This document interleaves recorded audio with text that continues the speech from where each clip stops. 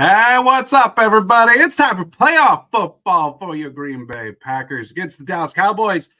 We got Claudia, we got John. We're here hanging out, ready for a wild card matchup. I see we got some people here already. John, Mark Liddell saying, Dak and the boys are going down. Feel the power of love. Go, Pack, go. That's right. Chris Hand, what's up, guys? Go, Pack, go. Chris. Solar Miner just got out of the hot tub, jamming to rock and roll. Let's go, Pack. I'm jealous. The vibes are immaculate for Solar Miner. Out of the hot tub and into a Packer game. That ain't so bad. Chris and I was jamming greeting in my car earlier. Janelle, hi, folks. Ready for some playoff football? Hey, absolutely, Janelle. And Scott here as well. Hello to you, Scott. It is that time. I figured I would update you on the inactives. And I'm sure you've seen by now, Christian Watson, Jair Alexander, they're both good to go in this game. Jair, it's interesting because the Packers, whenever they were referring to Jair this week, it was an ankle roll, right? It was he stepped on another player's foot and he rolled his ankle. And then all of a sudden, all the national analysts today were like, yeah, he's going to play on an ankle sprain. Those are different things. So, but Jair is going to go today. He's been getting Ed Werder from ESPN referred to it as like round the clock treatments to get him flexible enough in that ankle to actually go. So he's going to go today. And then Christian Watson, per one of these inactives, it seems to indicate that Watson is like good to go. Good to go. The inactive list is Malik Heath, A.J. Dillon, David Long Jr., Benny Sapp, Brenton Cox Jr., and Caleb Jones. Most of those pretty freaking expected. A.J. Dillon got the doubtful tag. Never really looked like he was going to go as he's continuing to get his upper body correct along with that thumb. And then David Long elevated from the practice squad for this game, but it not going to be playing because of Jair. So, all right, let's see what here. Like Hebbles, NFL needs to be investigated for cheating, letting the 7th seed have a home game is just unfair, right? Especially letting Green Bay don their own green jerseys. Dallas, you fools. Especially, did anyone else notice like Dallas is doing a whiteout? Like they wanted all of their fans wearing white against Green Bay, a team that travels well? Like, why? It seems odd. I did see some pictures online of local Dallas bars being completely filled with Packer fans. So we definitely showed up. We travel. Scott, last week I predicted Pack to beat Cowboys. I stick by that. I'm all for it. David Spriggs, go Pack. Oh, hello to you, David. Chris Hand saying I had a funny touchdown on Madden with LVN. LVN blocks the throw, bounces it off his helmet, knee. Then it's intercepted. Madden, a funny moment. We'll take it. We'll take it. No doubt about it. Solar Miner calling 36-30 Green Bay. Yeah, I think in the pregame video, I think I said 34-30. Like we're on the same wavelength there, Solar Miner. Like Hebbles, apparently MLF told Alexander and Watson, I want honesty. Remember, you're taking up a spot if playing hurt. Yes, I saw Ed Werder talk about that. So the fact they're playing makes me excited, if a little nervous about that ankle. I think it's the case for both of them. I think it was kind of like, if you're going to go, you're going for real. And Jair, in that pregame warm-up, granted, it's just in shorts and everything, didn't seem to be favoring that ankle much. So obviously that's a positive indication. And I got to believe with having Malik Heath inactive, that does kind of lend itself to some thinking of we don't need an emergency wideout. We're going to be able to really count on Christian. So we'll see. And then Joe here as well. Hey guys, go Pack, go, go Pack, go. That is right. So now's that time where we just sit and wait because it is the playoffs. So of course they don't give you the actual kickoff time to start watch parties. The they want you to tune in 3:25 start means absolutely nothing. Yes. So, let's see. I do believe they're just continuing to get ready there. Like Hebel's also saying, I think Green Bay is better if it's a shootout. If under 20, that means the offense is struggling, which worries me. A shootout means you only need the ball last to win, in theory. I think under 20, yeah, no, I'm totally with you on that. Under 20, I don't like it all.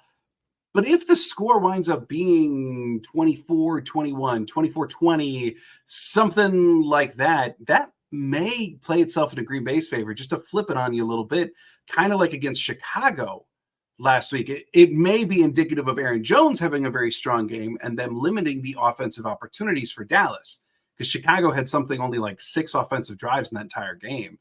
So if it's something like that, then it could be positive for Green Bay. I do worry about Dallas scoring first, Green Bay feeling pressure to match, and then just constant going tit for tat up to like a 45-40 type score.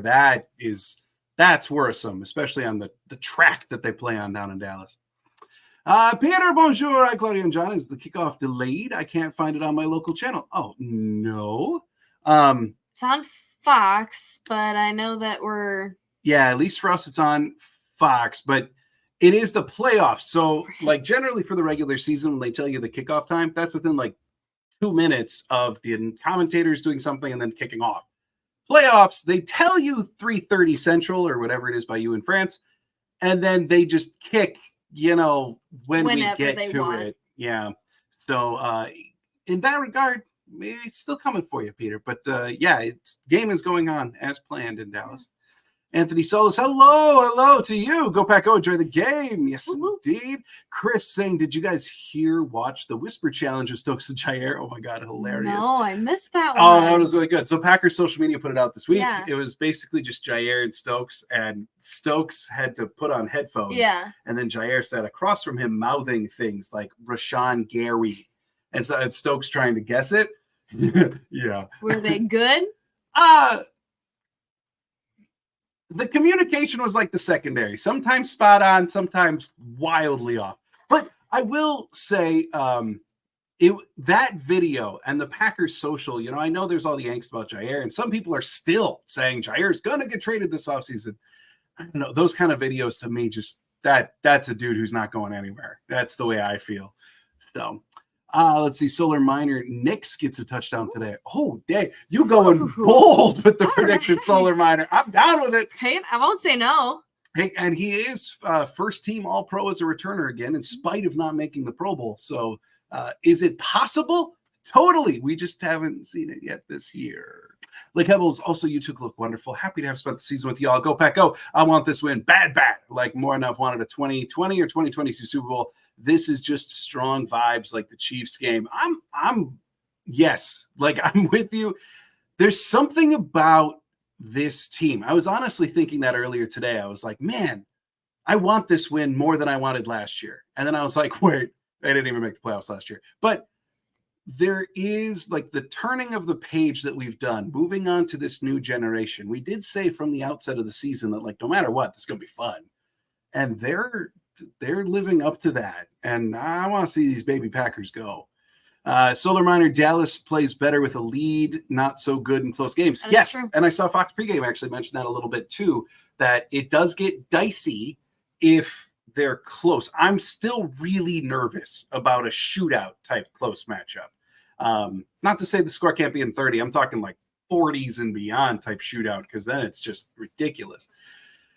But yeah, I mean, I think the Fox pregame show even said that Dallas leads the league in wins of 20 points or more. Like they're the most blowout heavy team in the league, especially at home, where they're putting up 37 points on average at home. Won 16 straight games. Yeah. So, I mean, a lot to be said there. I really do think one of the keys to Green Bay is keep it close. That's how they win, especially early in the game. If they fall down to some 14-0, 17-7, 17-3 deficit, then things could get cloudy real quick up here in Wisconsin.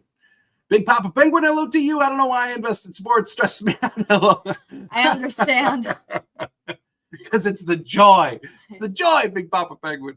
And like I was saying, I could stomach a loss only if we score like 35 and no injuries. Let's have pot day. But I also want to see MLF play Wildman spoiler versus Kyle Shanahan. Yeah, right? Like the Dallas matchup's one thing, but the knowledge in the back of your head of you're going to Frisco if you win this, yay. Like what a reward. Okay. I would be very excited to dive into that matchup though. And then also saying this season kind of feels like those chocolate calendars. New surprise every week. I'm not ready to wait until another summer and spring for more of this wacky, wild, and wonderful offense. You know, I was honestly thinking earlier today, like with the channel, like, you know, if they lose today, like, well, now, because of course you look at moving forward and all that kind of stuff, but like, it will just feel very, very cut off. It will feel very, very truncated to just be done with this version of this team. So we'll have to see. Yeah, definitely. Solar Miner, I don't have the nervous feeling of our QB patting the ball and going outside this game. I don't really either, especially because one area that Dallas has been vulnerable at times is the middle of the field. I was even looking at a lot of overs and unders, props, like just those interesting stats, because sometimes those can give real insights into what insiders are thinking for this game. And I realized looking at like Jordan Love, 1.5 interceptions over under, I have zero concern about him turning it over, which is like, I was thinking to myself, maybe if there is a turnover, it'll be some end of half, some like long pass thing that we saw a bunch earlier in the year. But like, I'm just not worried about that, which is shockingly impressive for where we are and indicative of how he's played in the back half. Because I think it's week 9. Since week 9, if I get all the numbers right, since week 9, I think it's 18 touchdowns to 1 pick for Love. Like, it's crazy efficient. And so it's not a concern, even against Dallas's secondary. I just don't have that pit in my gut that like, something bad could happen. All right. Let's do this. Come on, Keyshawn Nixon. All right, Nixon back. We are getting ready for the kickoff. We're finally getting here. Peter, I hope you found your game cast. And the kick from Aubrey. We're officially underway in playoff football. Keyshawn Nixon going to let that go over his head. Packers going to start over with the ball on the 25. Let's see here. Doug Hebble's giving his J-Lo prediction: 248 yards, 34 yards rushing, 27 of 38, 2 touchdowns, 1 rushing touchdown, 2 victory kneel downs. Damn, I could go with that. I could go. Again, I won't say no. All right, J-Love, let's roll. Getting the ball out to the 25. Oh, boy. Here we go.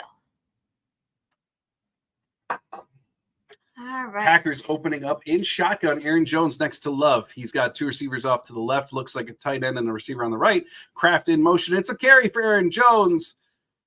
I don't think he really lost his footing there, but he certainly was met quickly. Yeah, something like his leg kind of kicked out on him a little bit, but stopped ultimately for no gain. I will say, too, just like this is a major point of this game. Dallas is incredibly good in 3rd and long situations. If Green Bay is going to sustain successful drives, they have to limit things like that, honestly. They have to stay ahead of the sticks against this Dallas defense, because that's when they're scary, is on 3rd and long situations. 2nd and 10. Love lining up under center this time. Still Jones in the backfield.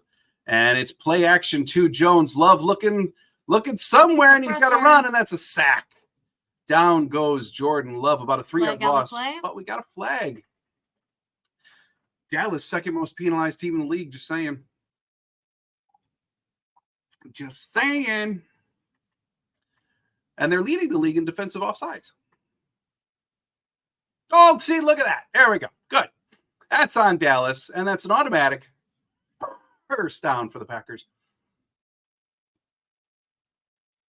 See, you can't do that. No. So here's the deal with Dallas's penalties. They're the 2nd most penalized team in the NFL. They led the league in offensive holding, defensive offsides. And while this didn't lead the league, they did wind up with 23 combined defensive holding or pass interference calls. More on that in a second. Love under center now for 1st down at the 30. Takes the snap, and it's a pitch to Aaron Jones. Tries to find room, runs into Rasheed Walker. That's a loss of about 3 as Aaron Jones ran into his own dude, as Rasheed Walker was just looking kind of lost, honestly. So Walker blocks his guy. Yeah, they just ran out of room. Walker was blocking DeMarcus Lawrence inside, and Jones tried to cut around it. Didn't have enough room to do so, and Jones and Walker just go right into each other. 2nd and 12. 2nd and 12. Let's get something moving. Love under center. Drops back. He's looking around. Still nowhere really to go. Oh, we're leashing now. There it is. That's complete to Romeo Doubs. It's a 1st down up to about midfield. And no plays totally. So the reason why I bring up the penalty thing for Dallas is in conjunction with them being penalized all the freaking time. Tolbert, the head referee for this game, I saw Zach Cruz mention it earlier on Twitter, that they are the reffing crew in the NFL that called the 2nd most penalties this year. So if Green Bay can get Dallas to play aggressively like they naturally do, Dallas could wind up shooting themselves in the foot a bit. First down, 5 seconds on the play clock as Love is getting ready to snap under center. He takes the ball, dropping back. He's kind of wheeling right, looking for somebody, and he finds Bo Melton. There you go, Bo. That's a gain of 6, maybe 7 through the air. Cody McDougal saying Kraft smacks Parsons. Yeah, I saw that on that. I think it was one of the carries that Kraft stepped up and took Parsons out. There you go. And then Joe saying Dobbs right on the star. There's something beautiful about that, right? Making what plays a place on the to star. Go down. All right. Love under center. 2nd and 3. We got Jaden Reed in motion from right to left, and it's a handoff for Aaron Jones, who finds a lane. That's a first down for the Packers. No lost footing. No running out of room. No running into our own man. Woo! First down. All right. Minimum expectations met. All right. Fantastic. 2 and 3 postseason record for LaFleur, as the telecast just showed, but that's all in the past. This is a new generation of Packers. Exactly. We don't got to worry about that anymore. All the stats reset for our baby pack. That's right. Love now under center. Packers going with a big formation here. Tight ends on each side. And Love looking around. Finally snaps the ball, hands it off to Aaron Jones, who's got a little lane gain of maybe 4 on the ground before being brought down by a couple Cowboys. That's right, Dak. You just chill on the sideline. We don't want you on the field. You just calm down over there.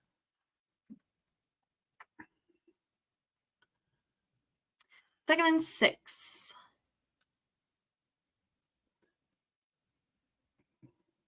Time continuing to tick. 15 on the play clock. Love under center again. Not much shotgun on this opening drive. Actual carry for Aaron Jones. And Jones has got himself some room getting all the way up to the Dallas 23. First down and more. If you didn't watch the pregame show, first of all, shame. Rude. But second of all, I'll give you a bunch of the tidbits here. Any team, as a team, that has rushed for over 130 yards against Dallas this year beat Dallas. Any team that did it, over 130, they won. So Aaron Jones, it is vital that he is part of the success plan for the Packers today. And runs like that would do it. Let's go. Love under center takes the snap, handing it off again to Aaron Jones. That's going to be positive for about 6. Packers now all the way up to about the Dallas 18-yard line, depending on the snap. Good stuff, good stuff. Chris Hand saying, got to be off balance on plays. Let's go. Aaron Jones excels at a lot of that. Steve saying, come on, Pack. 7 would be big here. Quiet this crowd a little bit. Maybe Doc will revert to the old Doc and choke a little bit. Totally possible. Doc, are you referring to Mike McCarthy as Doc? I think Dak. Dak. I'm sorry. Okay, I'm with you, Steve. I'm guessing that autocorrect doesn't like Dak being spelled D-A-K. That makes all sense in the world. 2nd and 5, Love dropping back in shotgun, and he's got Musgrave. Big old tight end Luke Musgrave. That's a first down. All right, let's keep this. We're cooking. Right? We're cooking. I like to see it. Al Harris standing right next to Mike McCarthy on the sideline there. Just over 9 to go in the first quarter. By the way, Musgrave, a quick little injury update for you. Luke Musgrave, only 1 catch for 11 yards last week, barely played. He admitted at his locker this week that it was really like last week was like a trial run. They wanted to see if his body could endure more Hand hits. off to... That's Emmanuel Wilson in it running back this time, and he goes nowhere on first down. But he admitted that by his locker that last week, like he was active basically as a trial run just to make sure his body could endure hits. Now that they know that it can, he's back in full. No limitations, no snap counts for Luke Musgrave this week. He could wind up being a nice wrinkle up the seam, especially this week. All right. Under center again. 2nd and 10. Musgrave with a little bit of motion. And it's play action of Jones. Oh my goodness. Tucker Kraft saving the play. Yeah, that was like a chip block from Kraft, but the defender ran right past the attempted chip, kind of. I mean, the block was delivered, but not for long. So then Love dumped it off to Kraft and gains a couple. Sets up 3rd and 5 for Green Bay. 7:46 now to go in the first quarter. Packers do have the ball inside the Dallas 10. They're at the 6-yard line. They can get a first down at about the 1.5-ish per the yellow line on the telecast. Love now in shotgun. Dallas leads the league in defensive offsides. Is that what we have here? Why, yes. Yes, we do. Yes, we do. That's offsides on Dallas. Can't be jumpy. And that's the thing with Dallas. Like, part of the reason their defense is very good is they are very aggressive. Part of the reason their offensive line is good is they're very physical offensive line. Guess what? That leads to a lot of penalties, and Green Bay just needs to exploit it. 3rd and 2. Come on, Green Bay. 32. Got Reed with a little bit of motion. Yep, Hand off to Aaron Jones. See in the comments. There it is. Touchdown, Aaron Jones. All right. What a way to start off. Yes. Wild card weekend, baby. Touchdown, Aaron Jones, who's from El Paso, Texas. Hell yeah, Aaron. That's awesome. Let's catch up on a couple of comments as they get ready for the extra point. But one heck of a start for your Green Bay Packers. Scott saying, get rid of Barry, grab Al Harris. You know, the thing is, I'm for it, Scott. I don't mind especially the mentality of Al Harris. But I think if you're going to consider Al Harris, you have to also consider his boss, Joe Witt Jr. So we can talk about that more later. And the kick is up. Oh, and that's good from Anders Carlson. Little buddy does it. Let's see, catching up on a couple more here. Chris Hand saying something new to tell Bears fans, maybe? Don't be a doc. Maybe I can work with that. Anything works. Right? Yeah. Oh, there's so many things you could say to Bears fans. Janelle saying Jones does it. Steve, options touchdown. Chris Hand, touchdown. Joe, yes, touchdown in almost an 8-minute drive. That is one of the keys to the game. Whoop, whoop. Take your time. Have Aaron Jones do the work. Oh, we cooking. Green Bay off to a quick lead, just like they needed to do. Yes, now exactly. That was 7-0. That was exactly the opening drive that we needed. Get out there, take your time, and get a touchdown. Beautiful in every way. Yes. And the thing is, too, like, keep this in mind, the more drives that they have like that stay ahead of the sticks, against Dallas, especially with their man-heavy fronts, that could eventually open up longer pass play opportunities, especially utilizing the seam, because as we discussed, like, Dallas does use a lot of man defense. And if they need to start tucking forward a little bit to stop the run, that's when you can beat them over the top. So that's when we see a nice long throw to Christian Watson and a touchdown. Especially with him back. I'm down. You know, what a way to welcome him back. But I mean, that's the truth. That's how you beat Dallas and this defense. So this was about as ideal as possible first drive for Green Bay. Did it have a whole bunch of flashing big plays? No. But Jones was successful. It absorbed a lot of clock, and they got the lead first. That's right. That's it. They've accomplished as much as they could on drive one, that's for sure. And they got a penalty called on Dallas. That's just icing on the cake. Exactly. So 7-0. By the way, I know I don't plug this much, but I am obligated to plug it at least once. Immediately following the game, I will be on the Bleacher Report app. Win, lose, draw, whatever. I can't draw, it's playoffs. But I will be exclusively on the Bleacher Report app discussing, offering therapy, holding crying hands, whatever. Tears of joy or sorrow, he'll be there. It's true. I'll be there. So they pay me. All right. Yep, I think we're all updated here. By the way, I didn't say anything on Friday. I really should have. But if you're in the state of Wisconsin, hope you're doing okay. It's been a rough one. Yeah, I know near us, we've also had a lot of power outages as of late. So I hope that everybody who wants to watch the game can watch the game. Yeah, I mean, we were very fortunate. We never lost it, but like a good chunk of our city was out of power for over 24 hours. Yes. So like, it's just hope everybody's doing okay out there, because we got a foot of snow and then -20 the next day, which is like Mother Nature just giving a gigantic middle finger to our state. So, all right, here we go. Carlson now ready for the kickoff. And come on, give it das Boot. Don't hit the Jumbotron. Also true. And the kick goes to about the 1. So Dallas is going to return here. Come on, special teams. There we go. Bring them down at about the 24. That's why I kick it to the 1. So we'll take it absolutely unequivocally. Hey now. And then a whole bunch of helmet padding, little shove from Dallas. Just a whole bunch of, hey, we're happy you're here. Come on, defense. Let's answer. Yes, indeedy. Dak in shotgun for snap number 1, it appears. Tony Pollard next to him. 7:03 to go in the game. Dallas officially starting out on the 24. Green Bay playing about 6 yards off in their coverage.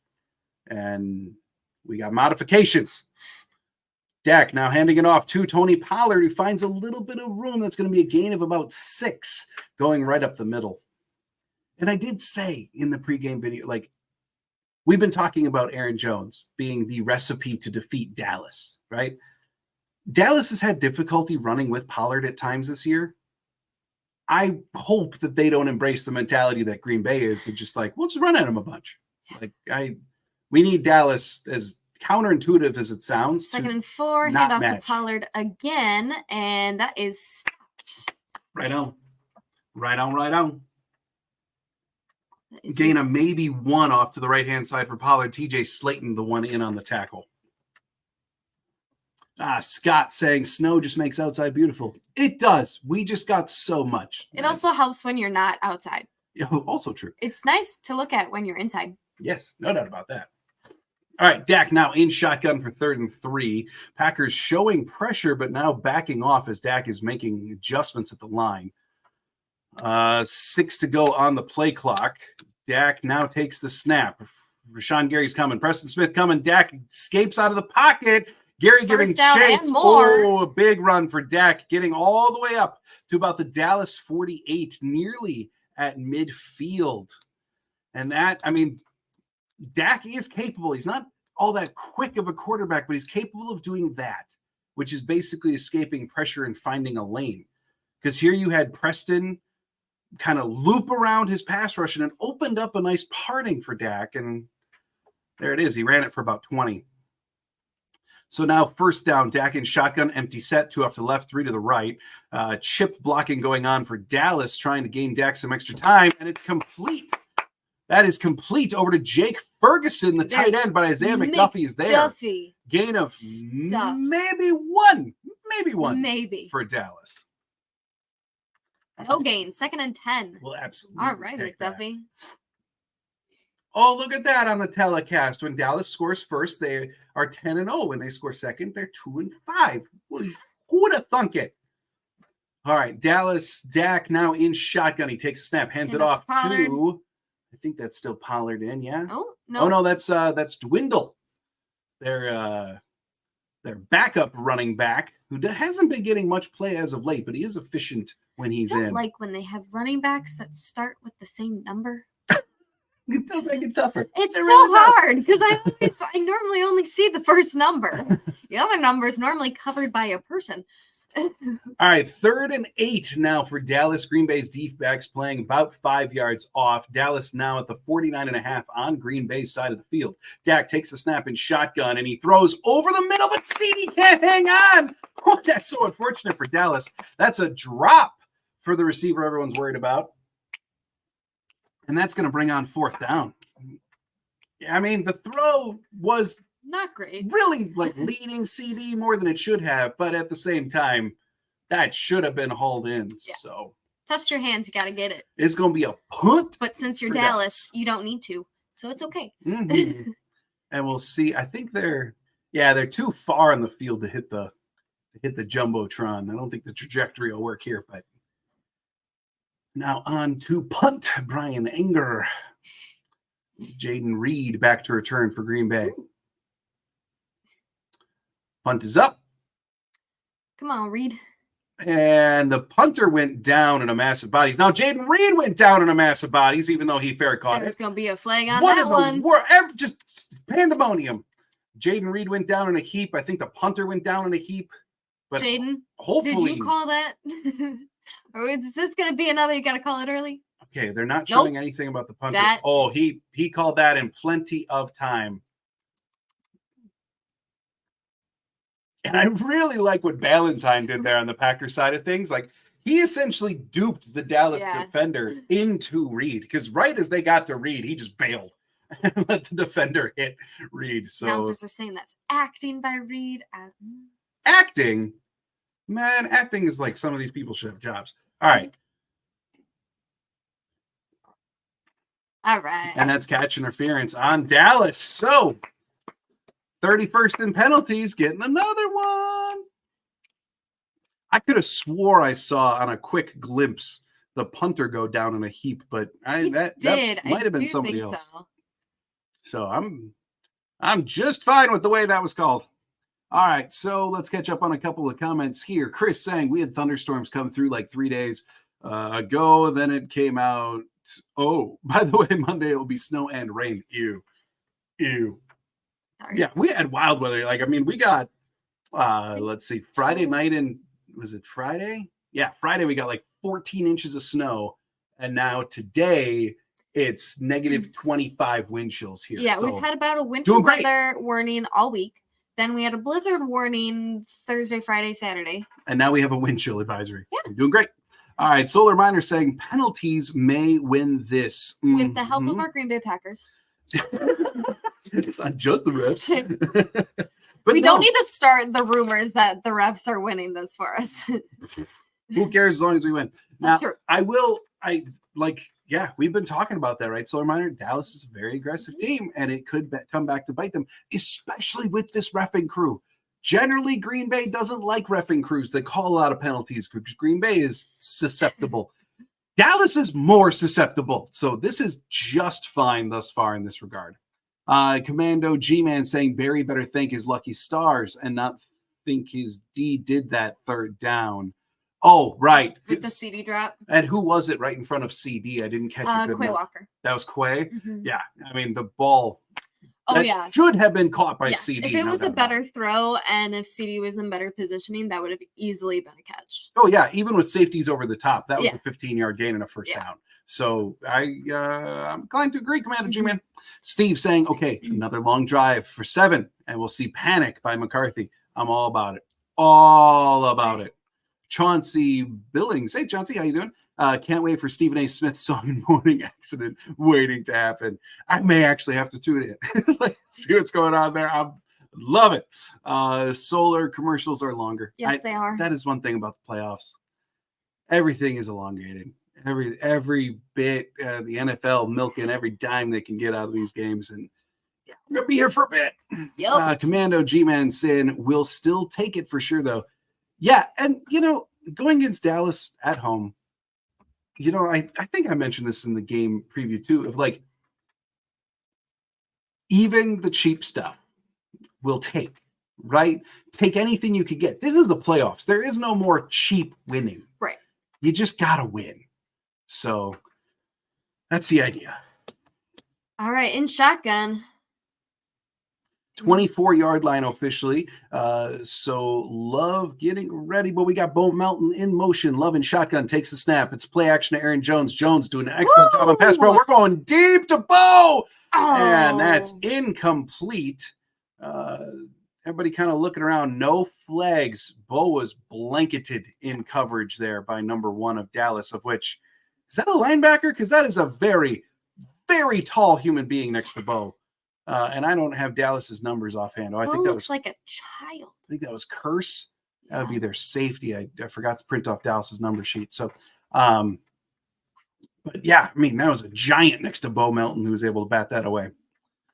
2nd and 10 now for Green Bay. Love under center. He's got 3 off to the right. Jones in the backfield, 1 off to the left. Jaden Reed motioning from right to left. It's a handoff to Jones. Oh, no. Jones has got nowhere to go. Gain of maybe 1 off to the right-hand side before Jones is absorbed by Parsons. And loses a helmet. Yes, he did.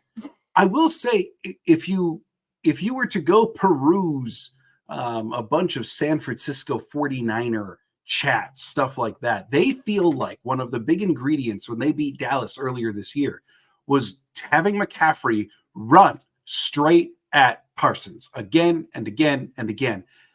Because they felt like, and this is a classic football tactic, right, of run directly at their best pass rusher. And then you neutralize them on passing downs because they don't know what they're going to do. Frisco felt 3, very 2, strongly 1. that was a key to their win. All right.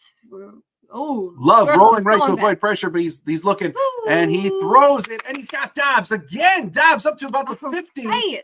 That was curse number 1 for Dallas, making the tackle there on Dobbs. And so Packers up to midfield again as Love evades pressure, comes back into the pocket. Cucumber, and finds Dobbs. Poor Love. Like, these big passes are great, but every time he releases the ball, he's just and Dobbs meets the ground.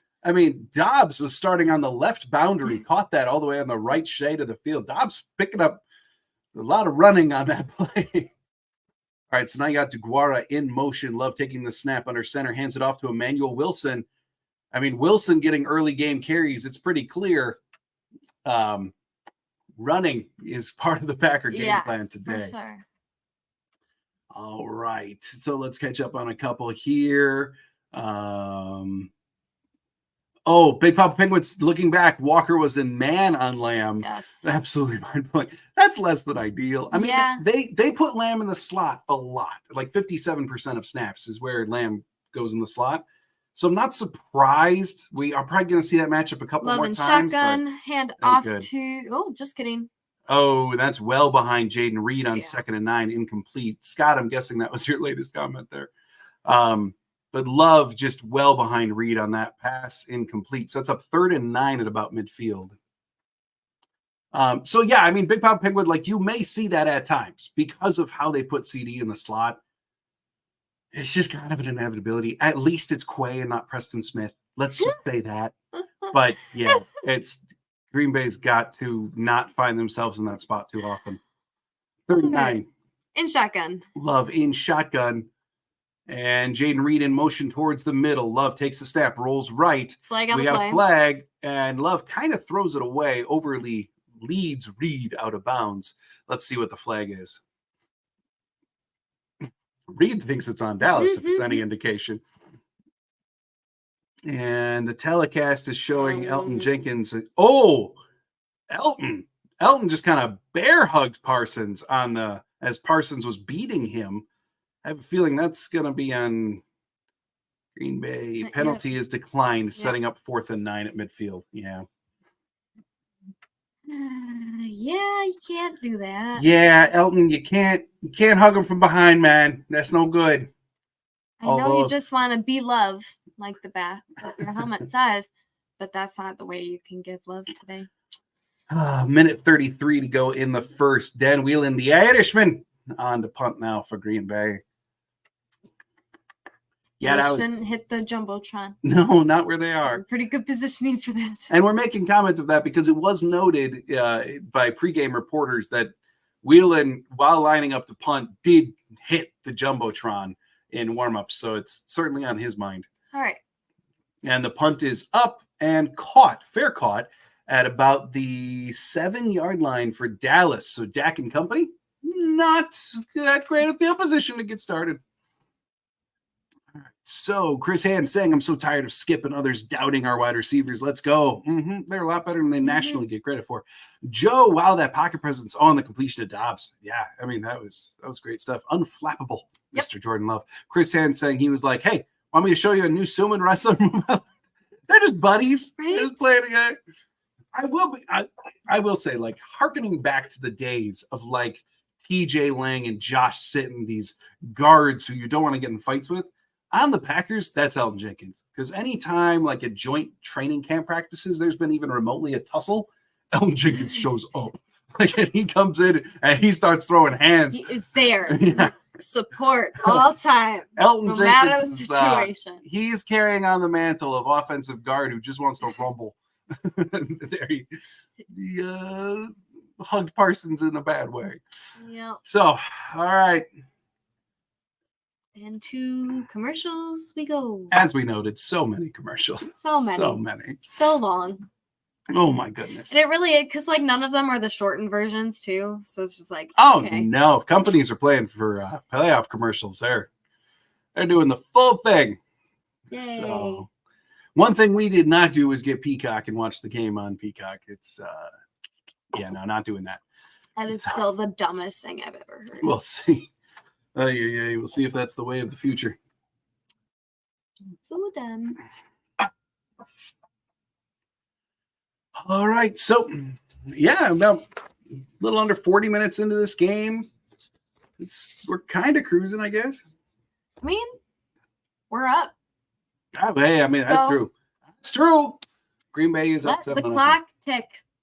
And that's just fine. Like, ideally, you would have wanted Green Bay to put up points there. Yeah, for sure. Right? Build up a multi-score lead on Dallas. And that's the ideal world, right? It is a little leery giving Dallas the ball back only up by 1 score, because that's the kind of tit for tat you don't want to get in.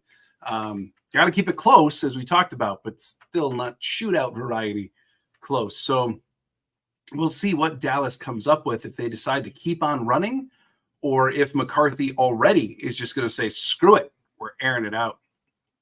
So, and there he is, good old Mike 2-0 postseason record versus Cowboys when he was Packers head coach and won Super Bowl 45 in this very building where the Green Bay Packers have never lost.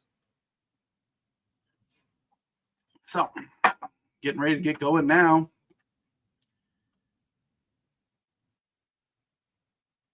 Oh my goodness, we're still not going. Even Green Bay's defense looks impatient.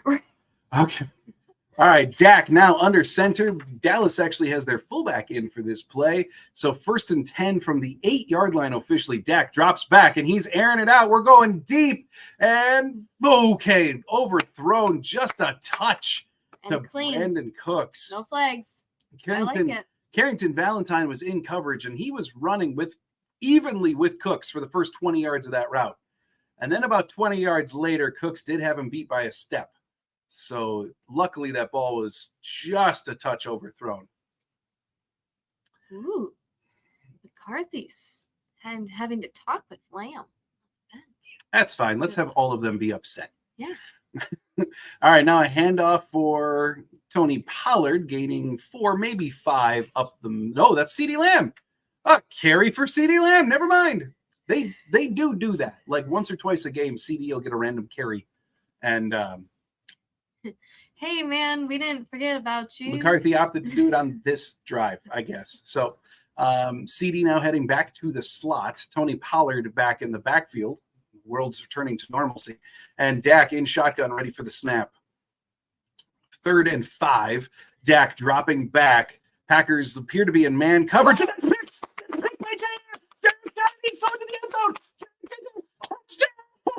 Touchdown, Jair Alexander. Is it? Or was he down? Come on. What do we got? Was he marked down? Well, they're going to celebrate it like it's a touchdown, but the telecast is saying nothing. Touchdown Green Bay from the telecast. Captions are saying touchdown. Okay. So Jair is he's airborne to get this pick. Yes, that's a clean interception. Nobody no doubt touched about him.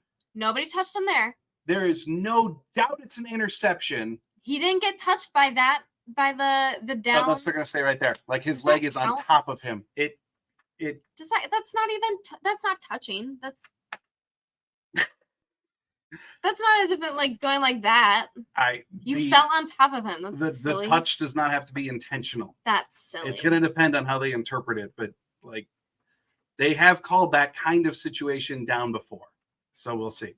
But Jair Alexander, we'll take the interception. Man coverage no less with the pick. We will take it. Let's go to Commander Chief. Well, the ankle's okay. And thankfully his hands work as well. We will take that. Okay, so it is not a touchdown. He is marked down, which is the silliest thing I've ever heard. So the Packers take over with the ball at 19. We'll take it. It's an interception nonetheless.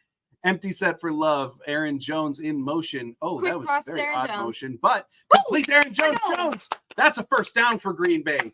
38 seconds to go in the first, and we're cooked. All right. Let's keep going. All right. Aw, that's cute. We love Aaron Jones. Hugging the other team, saying, "It's okay. I know I beat you, but it's okay." Did anyone see the what it means to carry the G quotes from Aaron Jones this week? They were great. We'll see if we can get that to halftime. Sign that man for eternity. You didn't see it. Yeah. So Love now under center. Packers have first down at the 6-yard line. Watson in motion behind him. Love making some adjustments, doing some checks. And it's a carry for Aaron Jones. Jones going to the right. Does he have the speed? Flag on the play. He tries to stiff arm somebody. Looks like he's going to be down at the 1, but we've got a flag. Be on Dallas. Be on. Yeah, I mean, that was basically just a halfback counter off to the right-hand side, and Jones just wasn't lightning fast enough to get it in, but at least advanced the ball to about the 1, but we got to see what the flag is. I think the flag might be on Tuck. Yeah. Tucker. Yeah, Tucker Kraft getting to know Micah Parsons a little too well again. And so, back it up. Come on, Kraft cheese.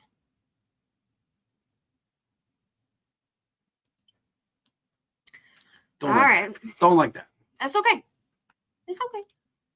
I'll be fine. And now we got end of the first quarter. I was like, where everybody going? But end of the first quarter now. Look at that, Jair. We're sharing a moment. Love to see it.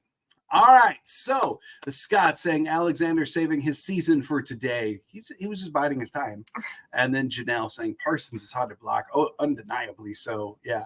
And, there is like this Dallas fans constantly whine about Micah not getting the calls and all that kind of stuff. He is today. 2 of them in the first quarter. Well, and the Elton Jenkins bear hug from behind, like that's pretty blatant. Well, yeah. Like that's an easy call. But that one could have easily been let go. If the rumors are true.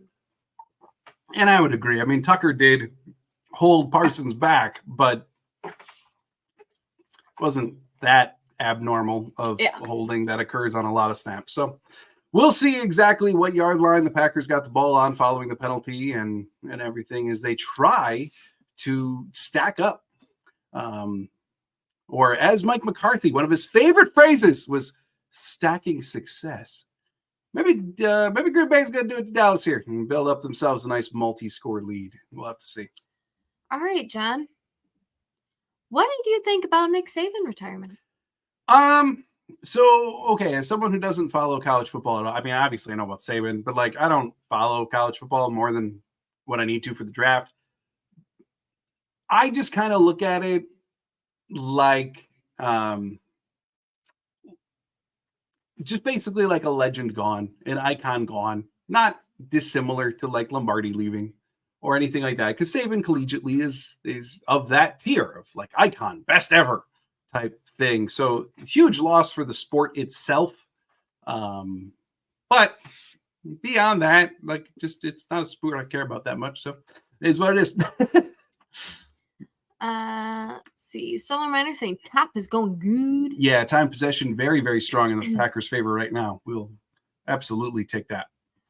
Big Papa Penguin saying need at least 3 out of this. Can't give up 3 points. Yes. Oh, completely. For another drive to go without points. No. Well, and especially with the favorable field position you got. Like if they don't turn that into something to give themselves a multi-score lead, that's a failure. At least 3 is expected. For sure.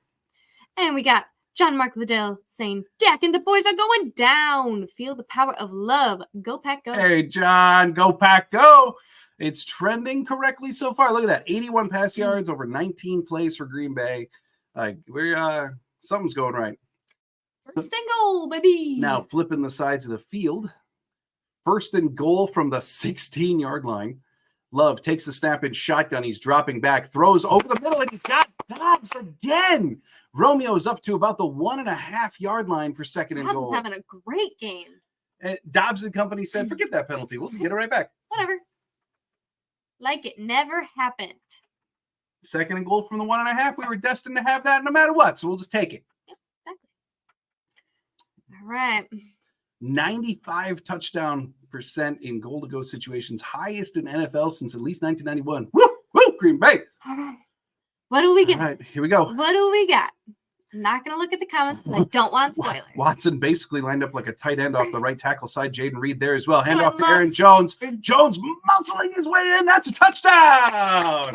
Touchdown, Green Bay. Aaron Jones again. He talking to the camera. Love it. Touchdown, Green Bay. They are cooking. And this is just a pure, I mean, that's about as pure running as it gets. And Jones, the elite level of body control that Jones has to outstretch there. Love it. Unbelievable. I love it. And just a run up the middle. Come on, Anders. Love everything about it. Carlson, come on, little buddy. Get her in there. Kick is up. Kick is good. And that makes it 14-0. Your Green Bay Packers are in the lead 14-0. Hey, baby. And yes, that Jair interception. Right? Jair. Just beautiful. The Jair turnover leading right to points. And look at him on the sideline. Right. Yeah, I know. Like, that's right. I know. That's right. All right. I'm back, baby. 14-0. I mean, this is a thing of beauty. No doubt about it. Chris Hand saying, John, if we win tonight, would we have our next game home or away? Just wondering. Away. They'd be traveling to San Francisco for round 2 of the playoffs. Keep in mind, Green Bay is the bottom seed in the NFC. Like, they're the 7th seed. We squeaked ourselves in there. Yeah. So no matter what happens, any playoff game the Packers have is on the road. And then, of course, Super Bowl would be neutral site. But up until that point, like, their season at Lambeau, done. There's no possible way that the Packers play at home again. Where is the Super Bowl this year? Vegas. Yes. So, but yeah, so assuming, or let's just say that they advance to round 2, it's going to be going to Frisco. That would be the next game for sure. Yay! Commando G-Man saying, did not see this coming out of the gate. Mm-hmm. Yes, especially the opposing score. We knew that they needed to get a quick lead. 14-0 feels good. Yeah, for sure. Scott saying, Bet McCarthy's starting to feel uncomfortable. I would be inclined to agree, Scott. Joe saying Jones is a Cowboy He's killer. The sheriff in the Wild Wild West. Getting them Cowboys. Yeah. It's totally true. Like, Jones does incredibly well, not just against Dallas, but in the state of Texas on the whole. It's his home. But yeah, right? And maybe that's got something to do with it. But you ain't wrong. What do you mean, Rogers Who from John Markland? Hey, Love's doing good. Right. Solar Miner away. Yeah, the next game is away. And then John Mark Liddell again. Dak and the boys are going down. Hey, that's my good luck, it seems. You said that at the beginning? Keep it going. You said that before the touchdown? Yeah. So Green Bay at this juncture, they're moving. The thing that's really reassuring, right? Because Dallas has not had the ball an incredible amount thus far. Green Bay is shutting them down quickly, of course. As we see the trainers working on Aaron Jones over there on his shoulder. No, just kidding. All right. They are much better situation. If you're not seeing the telecast, they are basically stitching Jones's jersey back together on his shoulder. They're going to have to cut him out at the end of the day. That's fine. He keeps running like this. Who cares? Carlson with the kick, and that one floats into the end zone about 2 yards deep. So it's going to be brought out. And what a stop! What a stop! I think that was Zane Anderson on the tackle, bringing down the Dallas returner at about the 14-yard line. He met him. Yeah, he did. Down. That is basically Zane Anderson's top responsibility on the team. He did it. And he did it. Amazingly. That was perfect. Wrapped up, brought down, walked away. See. No big deal. All right, so Dak and company taking over with the ball in the 14. He's under center for snap number 1. 14-11 to go in the half. Dak looking around, making adjustments. 15 to go on the play clock. Dak takes the snap, hands it off to Tony Pollard, who tries to find a lane, and he does. Goes up the right side, gains 10, maybe 11 on the ground. Looks as though it's going to be Dallas first down as Isaiah McDuffie and Jake Ferguson doing some extracurriculars as McDuffie was holding on to Ferguson a long time past the play being done. I want to say, hey. Ferguson answered back. Yeah. McDuffie, play violently, in control. All right, so Dak now in shotgun again, takes a snap, hands it off to Pollard. Pollard runs up the middle, gain of about 7. Right, let's stop this run. Don't let Pollard do to you what Jones is doing to them. It's like the whole thing. Yep. Key number 1, I think it was actually. So, Dak lining up now again, 2nd and 3. 13-15 to go in the half. Dak under center again. Pollard back. 2 tight ends on the field for Dallas, both on the left-hand side. Another run for Pollard. He is met at the there line. We go. Gain of nothing. Packers sniffed that one out. Kenny Clark there, Devontae Wyatt there, TJ Slayton there, Rashawn Gary at the bottom of the pile. All the big dudes involved on that one. I feel like Rashawn Gary is very often the bottom of the pile. I would agree. It just means he's involved. He always comes out just like, he's involved. That's a good thing. All right. Now, Dak 1 of 4 for 0 yards. All right. Now, it's 3rd and 3 for Dallas. Dak in shotgun, dropping back. He's looking for somewhere to go. Come on. And he does complete it off to the left-hand side. That's going to be enough for a Dallas first down. Gain of 4.5, maybe 5 through the air to their backup running back. Come on, let's put a stop to it. Yeah. He now is in the positive in terms of passing yards. As Dowdle made the catch. 5-yard gain for Dallas there. Gives them first down at about the 36-yard line. All right, come on. Dak in shotgun, empty set. Takes the snap. Immediately rolls right. Woo! Fired that to CeeDee Lamb, and the ball went right through CeeDee Lamb's hands. Incomplete. That is very, this is just a very un-CeeDee-like game so far. Good. Between the drop and the, And another, this should go down as a drop. It's right through his hands. Yeah. Oh, right through his hands. My goodness. This is great. Don't get me wrong. I love it. Yeah. And again, I believe that was Valentine and man coverage there. Wasn't terrible coverage, but CD had a step on him for sure. Would have been complete. CD just let it go right through his hands. He wasn't ready for it. So Dak now in shotgun for 2nd and 10, drops back, and he's airing it out over the middle. That's complete to Jake Ferguson, the tight end. And Dallas is going to be in Green Bay territory up to about the 40. Several Green Bay defenders there went for a deflection, pick, what have you. But the ball floated over all of them and into the hands of Jake Ferguson. Quay reached out. Owens reached out. Complete to Ferguson into Green Bay territory.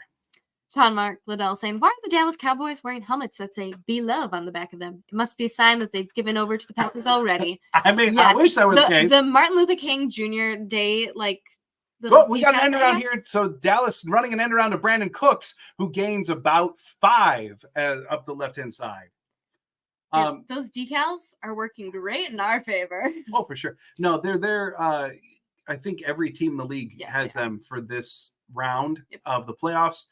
It's in honor of Martin Luther King Jr. Day coming up on Monday. So that's why every helmet is emblazoned, not only with the MLK black circle, but then the words on the helmet underneath as well. But everybody should just be like Jordan Love. There we go. Hand off from Tony Pollard, who is lost the yards. 2nd and 4. Pollard absorbed by Kenny Clark. Pollard trying to run up the middle and goes nowhere. Kenny is saying, I'm sick of you getting yards. You're done. Yeah, Kenny did it all on his own. And that's going to set up 3rd down for Dallas, 3rd and 5. All right. Come on. Stop him now. Dak in shotgun again. Pollard next to him. Green Bay, as the telecast highlights, 4 on the line. CeeDee Lamb in motion to Jair's side. And Dak dropping back. He's evading pressure. He's rolling to the right. Nixon. Yes, it's Dak. Right. He was evading pressure from the line, rolls right. Nixon stepped up and actually brought down Dak. With the tackle. He didn't go for his legs. He backed him up. He didn't just use his body to go, me. But, this is a great play. But, not just a good play, but from a corner who, that's a tremendous play from Keyshawn Nixon to not fall for a pump fake from Dak, to not fall back thinking that Dak has someone behind Nixon. Nixon committed to going and getting Dak in a not reckless way. Very, very well done by Keyshawn Nixon. And that sets up 4th and 11 for Dallas. Yes, Chris. I have been on Keyshawn Nixon all season for his tackling because it's been horrible. I'm so proud of him. This is amazing. Out of all the times to actually learn how to tackle, this was a good time. This is a great one. I do it again. All right, 4th and 16 now for Dallas following the delay of game penalty. That was just a nothing penalty. Dallas probably doesn't even mind the extra 5 yards for punting room here. And the punt is up in the air. Yeah, it worked out quite well. The punt is fair caught at the 6 by Jaden Reed. So the delay of game penalty ultimately probably was pretty smart to make sure that it wasn't going to be a touchback. So 14-0 Green Bay as the telecast heads to yet another commercial. As Green Bay, a chance to go up more than 14? Yes, please. Mm-hmm. Yes. To a 0 Cowboys? I mean, it's going to be a tall order starting off the drive at about 6. Yeah, there's certainly a lot of work to be done, but the potential here of hard to imagine a much better start than this. As Steve says, okay, let's ease some clock up and get some points, even if it's 3. Yeah. We'll take 3. Absolutely. Just put points on the board and take all the time you need. Absolutely. I mean, it's great. Hypothetically speaking, if they do get 3, but yet this is an elongated drive, right? I mean, if they can go up 17-0 and hand Dallas the ball back with 3 minutes to go in the half, hypothetically, something like that, great. Again, mission accomplished, right? You do want this to be a long drive for Green Bay, and that's one of the benefits of getting the ball on the 6, right? Is you have more room to potentially churn down the field. So all good things, really. And as Scott says, Love's best quarter isn't even here yet. Mm-hmm.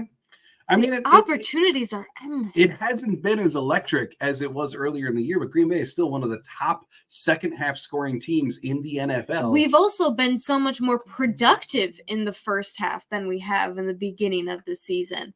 Oh, generally speaking, yeah. The second half was the only time that we would score, generally. Yeah. Those early weeks were woo. We had to get as many scores as we could in the third quarter and hope that was good. Because... I mean, that's totally true, though. I mean, it is that's why the third quarter doesn't stand out as much as it did earlier in the years, because now they are having more early game success.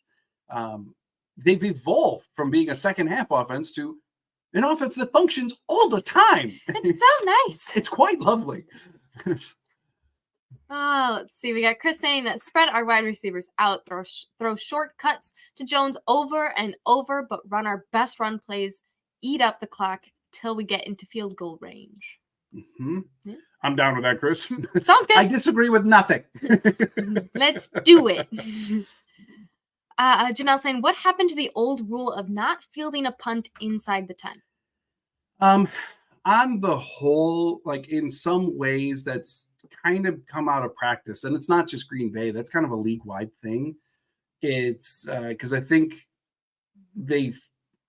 I'm honestly not totally sure the reason. I'm sure it's just teams got sick of being down at the 1. All right, we got a handoff to Jones, who gains nothing. Yeah, I'm not sure of the clear rationale in that, Janelle, but I can tell you that it is a league-wide thing that just not fielding inside the 10, that rule of thumb has become kind of been put out to pasture by a lot of teams. McKnight saying, or hit Watson running away. Also wouldn't be mad at that. Also would be fine. I think we just want time off the clock here in addition to points. But are we going to be upset? No. All right, we got Jordan Love in shotgun.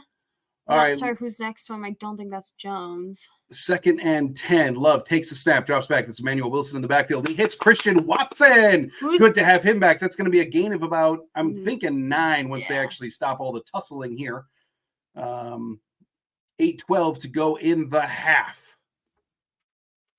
Watson, I think that's his first catch of the day for Watson. Nice gain of 9 over the middle there. 3rd and 1, 8 minutes to go. Out he goes. In, out. Yeah. Got to keep those hamstrings fresh. Hey, if you just come in and do 9 yards every time you come in, okay. Won't be mad. Emmanuel Wilson's still the runner in the backfield for Green Bay on this 3rd and 1. Dontavian Wicks out there. I think Jaden Reed out there as well. It's play action to Wilson. Love rolling to his left, and Love tries to find Kraft. That was caught. Yes, I think that was caught. I believe so. That's a first down for Green Bay up to the 26-yard line. All right. So, this is play action to Emmanuel Wilson, and then Love, it's kind of a designed rollout. And Kraft just had the Dallas defender beat by a step. And Love put it right in there. All first down. Is a step. 2 catches, 15 yards for Kraft at this point. Love, 9 of 12 for 115 yards. Love it. It's just nice. It's really nothing else to say. It's lovely. Right. Just over 7 minutes to go in the half now as Green Bay prepares for this, but we have something going on. And timeout, Green Bay. Green Bay taking the timeout. First timeout. They didn't like what they were seeing from Dallas.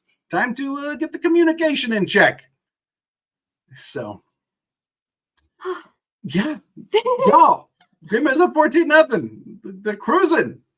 And it's kind of like, to this point, everything, all of the keys to the game are aligning for Green Bay to this point. Obviously, they got to keep it in control. Obviously, they can't get too excited. They are a young team on the road. Dallas is still a very, very good football team. Mm-hmm. So the keys are kind of morphing here, but so far, everything is lining up very much Green Bay's way. 1st and 10 now, Love under center. Aaron Jones back on the field for Green Bay. Jaden Reed in motion going from left to right. It's play action to Jones, who helps out on blocking Micah Parsons. Woo! And that buys Love time to get it to Romeo Dobbs, who's got room to run. Romeo! All the way up to about the Dallas 35. This is Romeo's day. And Micah is in pain. Micah Parsons is in pain, holding his stomach, potentially his ribs type area. Zach Tom was initially blocking Parsons, and then Aaron Jones just ran up and popped Parsons.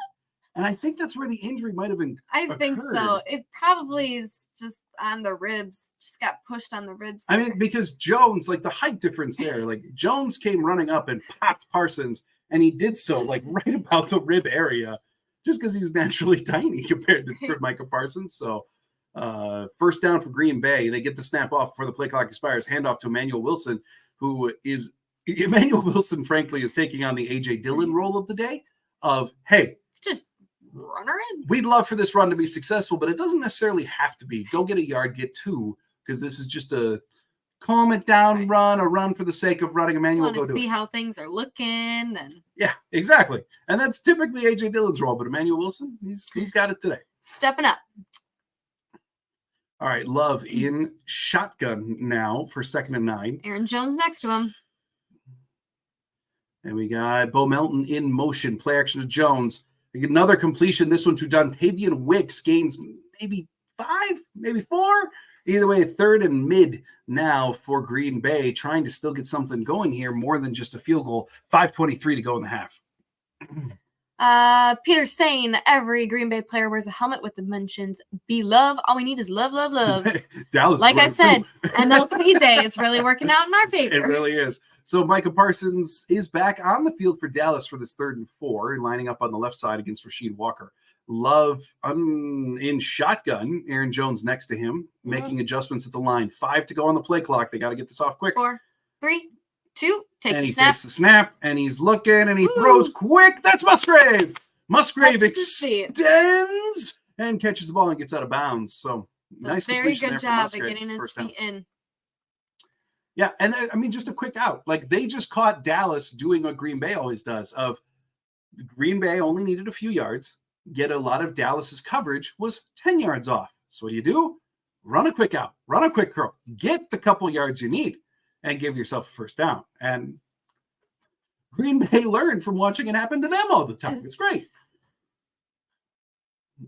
Love under center for 1st and 10. Takes a snap, handing it off to Aaron Jones, trying to find room up the middle. Gains a little bit. A couple, 3, maybe 4 yards before Clark makes the tackle for Dallas. Very, very good. Joe saying this is scary good so far. It's going about as well as it possibly could, to be frank. Got some love from other players in the league for our Jordan Love. He deserves it. That's right. He deserves it. All right, 3:55 now to go in the half. 30 yards rushing and 2 touchdowns for Aaron Jones thus far. Jordan Love under center for 2nd and 7. Christian Watson on the field in that weird kind of tight end formation again. Oh, and Jones gets a carry up the left-hand side and is hit immediately. That's going to go for no gain, but hopefully no loss as well, as Jones did get back to the line. That sets up 3rd and 7. Love trying to go no huddle. He's getting, oh my goodness. Oh dear. And yeah, refs are stopping. I don't see a flag. Dallas took a timeout. There you go. Okay. So, I mean, Love just like hoped to catch Dallas, just not ready. And there is, like, you do have to allow Dallas to get set and everything. But McCarthy took the timeout. So Dallas has 2 timeouts remaining. Green Bay has 2 timeouts remaining, I believe. Yep. Okay. And so Green Bay now actually going to have to actually settle and then get this playoff for 3rd and 7. 3:28 to go in the half. Boring. I guess if you want to play the traditional way. Gosh. Yeah, Love was trying to get 12 men on the field, I believe. Yeah. Yeah, it would have been 13 men on the field for Dallas. Yep. They weren't even close. So here we go. Love getting ready now, walking up. Shotgun, empty set. He's got Watson off to the right. Oh, Dallas certainly showing pressure. Love just duped them into showing their hand. 4, Dallas was going to send a whole bunch of people. 2, so Love dropping back. Love looking for Love over the middle. Touchdown! Touchdown, Green Bay on Damian Wicks across the middle. And I want to say from the way that it looked like that was man coverage. So Wicks just looked like he just straight up beat the man. Let's see a replay. Again, Dallas playing far off. Yeah. He just beat him. He just cut inside of Gilmore there and beat him. And that's a touchdown for Green Bay. Oh my goodness. Wow. Special here's things the happening. Extra point. Come on, buddy. Carlson the kick. It's up. No. Son of a biscuit, Carlson. Oh, man. Little buddy. Well. Hey, 20-0. 20-0 Green Bay. Can I feel like my brain doesn't know how to comprehend with me having to adjust the ticker to 20-0. Mm-hmm. I love it. But it's, oh my goodness. All right, catching up on comments. We got Chris Hand saying Rodgers taught him the 12-man on the field. Prob 2. Good stuff to learn. I mean, it was like when he went into hurry up, I knew exactly what he was doing. Yeah. Like we have seen that it looked very Rodgers many times. Yes. Got some love for the touchdown for Wicks. We got Peter saying, I can't believe my eyes. Jordan Love is in MVP mode. Look, if you look from week 9 to the end of the year, like if you were to take that and expand it over the whole year, Jordan Love is absolutely unequivocally in the MVP conversation. It's just the ups and downs of the first half of the year that have really kind of taken that from him. But this is him now. Yes. Like this is Jordan Love. And oh, buddy, we're good for a while by all indications. Scott saying, draft another kicker. Oh, like so many of my dudes are doing so well. Carlson, it's hurting, man. Bringing you down. It's hurting the average. Joe's saying, I never would have guessed this. For us to be this far up.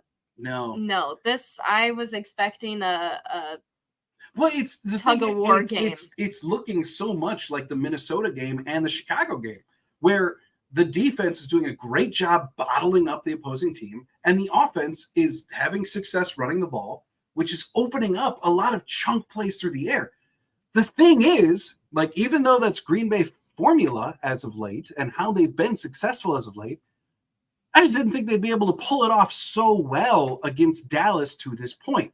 Now, there is a ton of game to go. I think we do need to be careful that we're not going to get overly ahead of ourselves, but holy buckets. Like, yeah, everything is going darn near as well as it possibly could to this point. Yes. Steve saying, yeah, this kicker, he's not doing it. He's going to cost Green Bay game down the line. I still want to believe. I don't want to. Big Papa Penguin. Yeah, there needs to be invested competition at kicker next year. I know. I still, just the way that Green Bay operates, not saying right or wrong, I'm inclined to believe that Carlson has one more year before they really look at somebody else. It's just, given Mason Crosby's struggles when he was first brought in, just feels like he's got one more year before that conversation really begins for Green Bay. Speaking of the kicker, the kickoff going, bouncing to the back of the end zone. So that is going to set up Dallas with the ball in the 25 following the touchback. Type Pen Miserable Goat saying, I tried to warn them, but they didn't listen. You did. You were in the comments this week saying Green Bay was going to win in a blowout. You got it. Dallas with the ball, 3:23 to go in the half. Of course, they're absolutely. And keep in mind, too, like a big part, Dak dropping back, incomplete pass, not on the same page as CeeDee Lamb. Again. I'll just say a big part of McCarthy's coaching philosophy, why he always used to have Green Bay defer to the second half, was McCarthy lives by the adage of get a double up at half, right?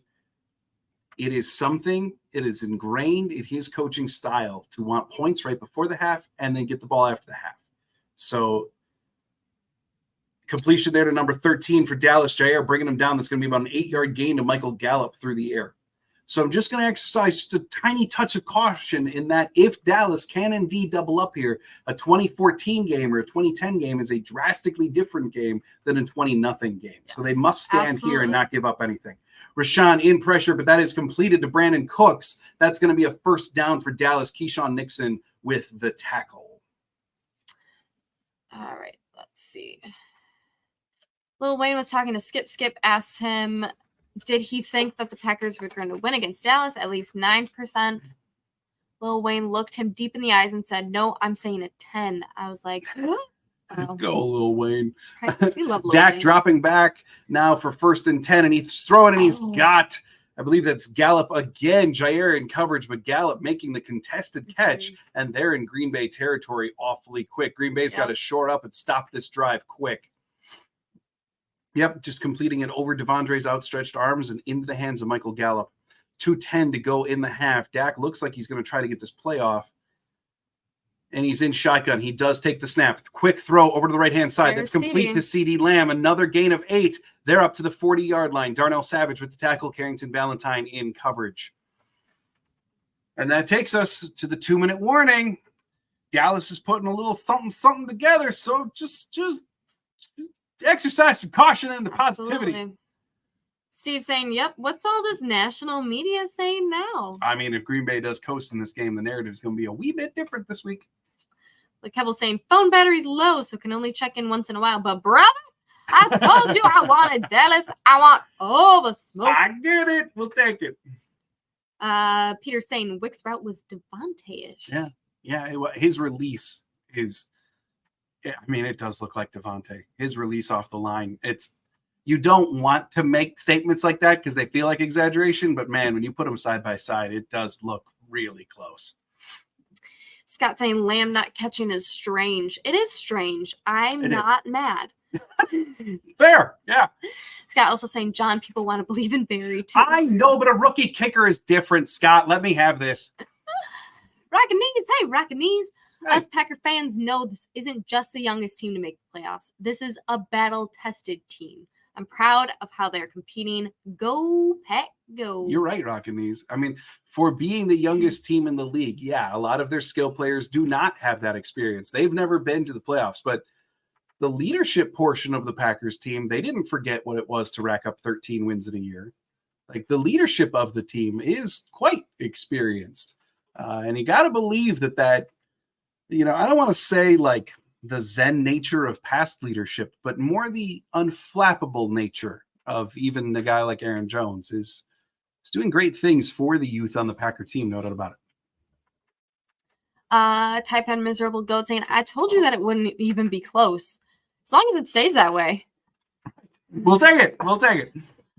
Peter saying, weird to see how Dak and Lamb are not on the same page so far. It is very strange. I'm also very happy that I didn't start CeeDee Lamb in my playoff fantasy team. Yeah. I mean, I wasn't starting him just based on the fact that our defense has been very good at shutting out the number one wide receivers for the teams that we've been going up against. They have. I mean, look at Jefferson 2 weeks ago, but maybe you want to call that an exception because of who they had throwing to them. Okay, fine. But DJ Moore's put up numbers with Justin Fields all year, and they bracketed him to the tune of only 4 catches last week. So they have been doing a great job on number one wide receivers over the last 2 weeks. Problem is 2 weeks doesn't feel like an overly large sample size. So but we'll see. Yeah. And I agree, Ms. Wakota. I see that last comment coming in, but they got a hold. All right. Dak with play action. That's pick. And it's caught. Is that Darnell Savage? That's Darnell Savage. He's in the end zone. That's going to be a pick 6 and a touchdown for Green Bay.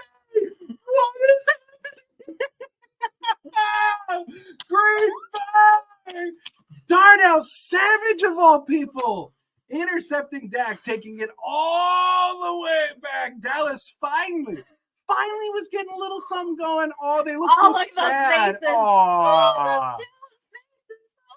But I mean, Darnell, what are you doing? Beautiful. Like, Dak, what are you doing? That was beautiful. That was I don't think Dak saw Savage at all. I don't think so. So Savage hops the slant. Come on, Anders. Wow. Come on, Anders. Anders, come on, buddy. Come on, Anders. Kick is up. It's good. It's good. The kick is good. Good job, Pick buddy. 6 with a good kick. So proud of you. I'm getting hot. Wow, and that's gonna make the Packers up 27 to nothing. Oh my God, it's beautiful. I just genuinely don't think Dak saw Darnell. There's no reason to throw that ball if he knows Darnell Savage is there. Darnell freaking Savage. Hopping the slant. And look, I covered in the pregame show that like Green Bay was terrible against slants this year. In fact, Green Bay was the worst defense in the NFL against slants this year. It makes sense. All the sense in the world for McCarthy to call a slant, but Darnell Savage hopped it and just untouched, returning that 60 yards down the field, maybe 65. Holy Am I dreaming? Buckets. Is this a dream? Somebody No. pinch me? No, they're up 27-0 in reality. My goodness gracious. Oh my God. Scott, I don't want your negativity here, Scott. But yeah. He made the extra point. That's right. He made the last one, Scott. With He's a baby too. Give him grace. Kick into the end zone. He was good when our baby pack wasn't good. I mean, that's actually true. And a huge return here for Dallas, all the way up to about midfield, up to the 45, before I think that's Valentine actually made the tackle. So Dallas does have some favorable field position to try to put something together. What is that? On the telecast, they got animated Micah Parsons and Jordan Love for some reason. Okay. Why? Yeah, previewing halftime, I guess. But wow. So Dallas does have some time here. Minute 43 up to the 45. They do have some time to put something together. Oh. And they're kind of acting like it's a timeout. Yeah. Who took it, though? Green Bay with the second timeout. So that was Green Bay not liking what they saw there. One timeout remaining for Green Bay, 2 for Dallas with a minute 43 to go in the half. Big Papa Penguin saying America's team, America's pack is much better off. Rocket Knees, Dallas playoffs ownership passed from Rodgers to Love. It's official. It's looking that way. Scott, what the hell, man? Is it something wrong when you're that excited about an extra point in the playoffs? No. But, I mean, okay. Fact-based, Carlson was very good when the Packers had a fluctuating offense earlier in the year. I don't love necessarily drafting a kicker. Dak dropping back now at 1st and 10. Quick pass to Quay. Quay with the tackle on Pollard out of bounds. And Dallas might have gotten a flag there. I think they're going to get Quay for some kind of horse collar tackle. Quay. No, that really wasn't horse collar, although he did pull him from behind. See if they ring him up like that. Personal foul, illegal horse collar tackle. Yeah. Quay. So even though he didn't grab the neck, it's still pulling backwards. So, although not a hip drop tackle, just kind of pulled by the shoulder pad. All right. That's fine. We'll be fine. Come on, defense.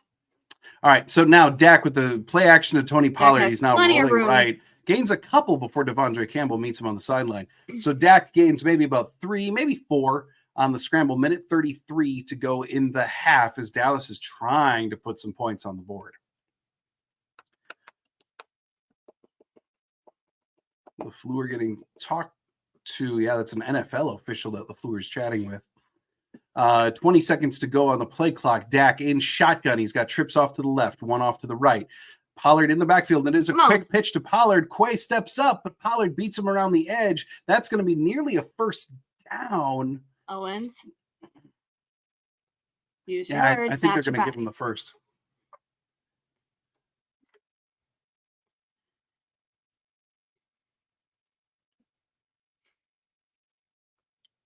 Scott, you're not giving this up, are you?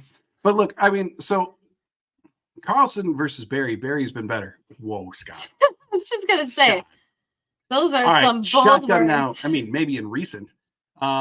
Completed over to Brandon Cooks for first down for Dallas. Dallas does certainly look like they're going to get some points on the board here. 1:20 to go in the half. That'd be a field goal. Yeah, over the last 3 weeks. Sure, I'll totally give you that, Give Scott. Aubrey some work. I don't know about weeks 1 through 5. I think Aubrey's been feeling lonely. I think he wants to do a field goal. All right, Dak in shotgun now. Handing it off to Tony Pollard. Gain of 2, maybe 3 on the halfback draw. Under 1 minute to go in the half. Dallas certainly has to be thinking 7 here, but that's not really indicative of running.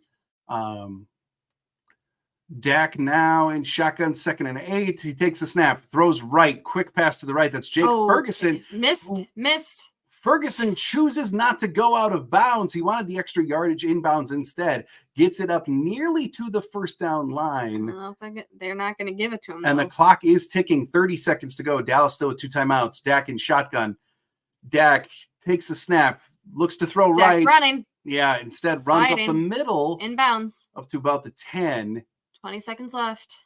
And it's going to be timeout. Yeah, Dallas with 2 timeouts. They've got plenty of time to still orchestrate a drive here. Now taking that second timeout. So they're going to have 1 timeout left as they continue to try to put together a touchdown drive to cut into this deficit. 20 seconds. Ay. And again, Dallas does get the ball after the half because Green Bay had it first. So a doubling up here. Still, 27-14 still feels awfully comfy, but you know they're angling to double up. So on about the 10. Largest postseason deficit since the 1900s. I missed the last 2 numbers of the 1900s. So I don't know how he's Dak taking the snap on 1st and 10, dropping back, and he's looking at the end zone. Oh, Campbell nearly hit the pick. Come on. It's okay. Certainly hit him in both hands. He nearly had that. But again, look at where Dallas was going with the ball, trying just on a deep slant there to Ferguson. Yeah. Campbell, got to close on that ball. Got to make that catch. If he could catch, he'd be on the offense. I don't know if you say that about linebackers. I know. They're Campbell's different body not on the offense. Campbell is a defense. 2nd and 10 now for Dak and Dallas. They do have the ball on the 11-yard line. Dak takes the snap, and he's looking around. It's a screen to Tony Pollard, but Colby Wood and the rookie. Come on, bring him down. There we go. I'm really surprised they didn't call Pollard down at first. So Colby Wooden, the rookie, definitely wrapped up Pollard. They're going to say he was down as Colby Wooden got him down within 12 seconds to go. Okay, so now they're readjusting the clock. So Colby Wooden, the rookie, making an outstanding tackle on Pollard. Going to set up 3rd down for Dallas. 12 seconds to go. They're using the final timeout. Come on. Wow. I mean, that was a great play by Wooden to make an open field tackle on Pollard. He was right there and ready. Yeah. Dak, 76 yards passing with 2 picks. Whew.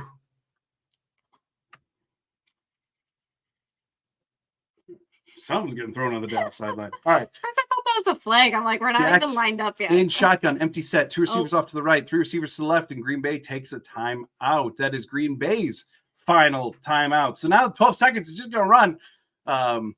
Whenever we actually get to it, as both teams have exhausted all of their timeouts. That was LaFleur and Joe Barry going, I don't like it. Nope. Change something. Whatever it is, don't like it. This is intense. We're being 27-0. I'm like, my heart's racing. All right, here we go. Now we can shotgun, still empty set, 3 to the left, 2 to the right. Packers playing off coverage for sure. They're at about the 4-yard line. Dak stepping up towards the end zone, completed the CD. Okay, so there is a flag on the play. CD was brought down inbounds. There are no timeouts left. He was brought down at the 1. So we'll have to see what the flag is. Ballantyne, I mean, interference? Awfully tight on C. Oh, it could be. Penalty is declined.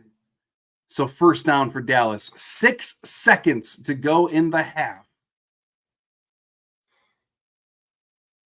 Yeah, and I think that's Ballantyne there. Jair finished off the tackle. Yeah. It's either Ballantyne or Nixon. Okay. So first and goal from the 1. 6 seconds to go in the half. Dak in shotgun. He's got 2 receivers off to the left, 2 off to the right. Pollard with him in the backfield. No timeouts whatsoever. Dak takes the snap, and he's looking for CD. Incomplete pass to CD. There are still 2 seconds left on the clock. Keyshawn Nixon in one-on-one coverage with CD. Clean coverage. Come on. I mean, that was incredibly good coverage. Nixon all over CD. Nixon. Do it again. Yeah. I mean, great coverage. And CD just couldn't get around to the ball. Tried to one-hand it, but that wasn't going on. 2 seconds to go still. They've got the ball on about the 3/4 yard line. Ferguson on the field. He's going off to the left-hand side. Get where you need to be. Stop moving, Ferguson. 2 receivers off to the right. Pollard. And they hand. Nope, it's a dump off to Ferguson. Yeah. Packers fell for it. So it's a touchdown for Dallas. And they have gotten on the board. And I mean, they were constantly motioning Ferguson back and forth between center and then the left-hand side. Yeah, and Gary saw it too late. Yep, and it was a play-action run for Pollard. All the Packers committed to the run. That was very well done by Dallas to get Ferguson all by his lonesome. Aubrey now on for the extra point for Dallas. Come on, miss it. Miss it. Miss it. Hold, kick, up, good. Yeah. Extra point for Dallas, and that makes it 27-7 as we head to the second. Chris Hand. Claudia has the funny giggles. Love the excitement. Thanks, Chris. Oh. And that is halftime, people. Scott, why are you so negative, man? It would be nice to have a 21-point lead. Yes, it would. Instead, we have what? I'm good with 20. 20? I'll take it. I don't know what you're trying for, Scott. Be happy. We're in the playoffs, Scott. We didn't even know if we'd be here. Realistically, the first half went about as well as it could have for Green Bay. I mean, if you were to say heading into the half that you've got a 20-point advantage on Dallas, yes, Dallas is getting the ball to start the second half.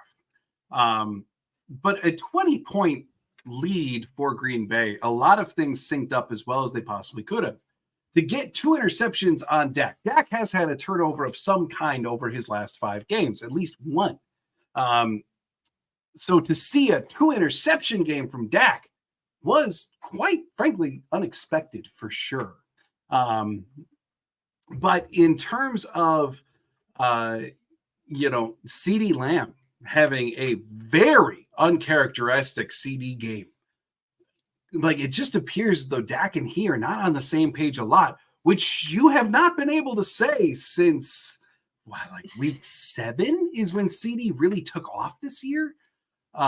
So very, very commendable job by the secondary. But as you pointed out earlier, over the last 2 weeks, Green Bay has done a phenomenal job really clamping down number 1 wide receivers, and not just through man coverage with Jair or anything like that. They've used a lot of different means to shut down number 1 wide receivers over the last couple of weeks. And they're doing it again. Even Nixon tight in coverage on CD in the end zone.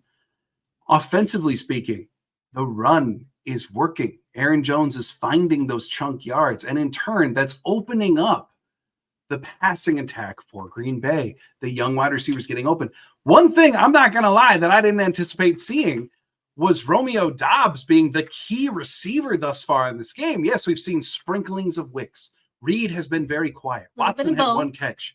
Little bit of Bo, right? But Doubs has been the largest contributor of the receivers thus far.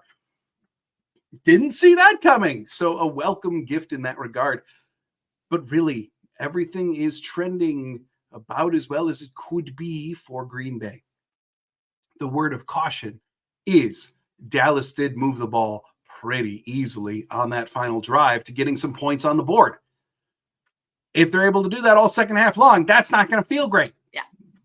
That needs to be accounted for. But overall, 20-point lead here.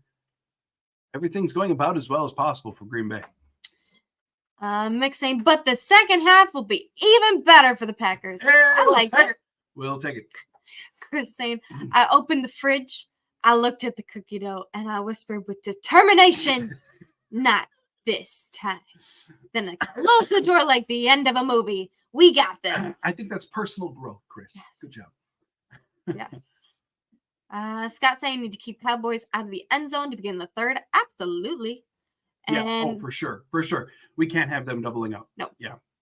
And Rocket Knee saying, I don't like Nixon on Lamb. I'd rather see Valentine or Jair. I agree. Nixon scares me. He scared me all year. Been doing good this game from what I've seen of him. Yes, Nixon has been doing very well this game, but we also have seen it before that exact play, Nixon get burned. Yes. Right? So I agree on the whole, certainly, that I want Jair or Valentine in press man on Lamb, if that's what the play call is, more than I want Nixon there. Yeah.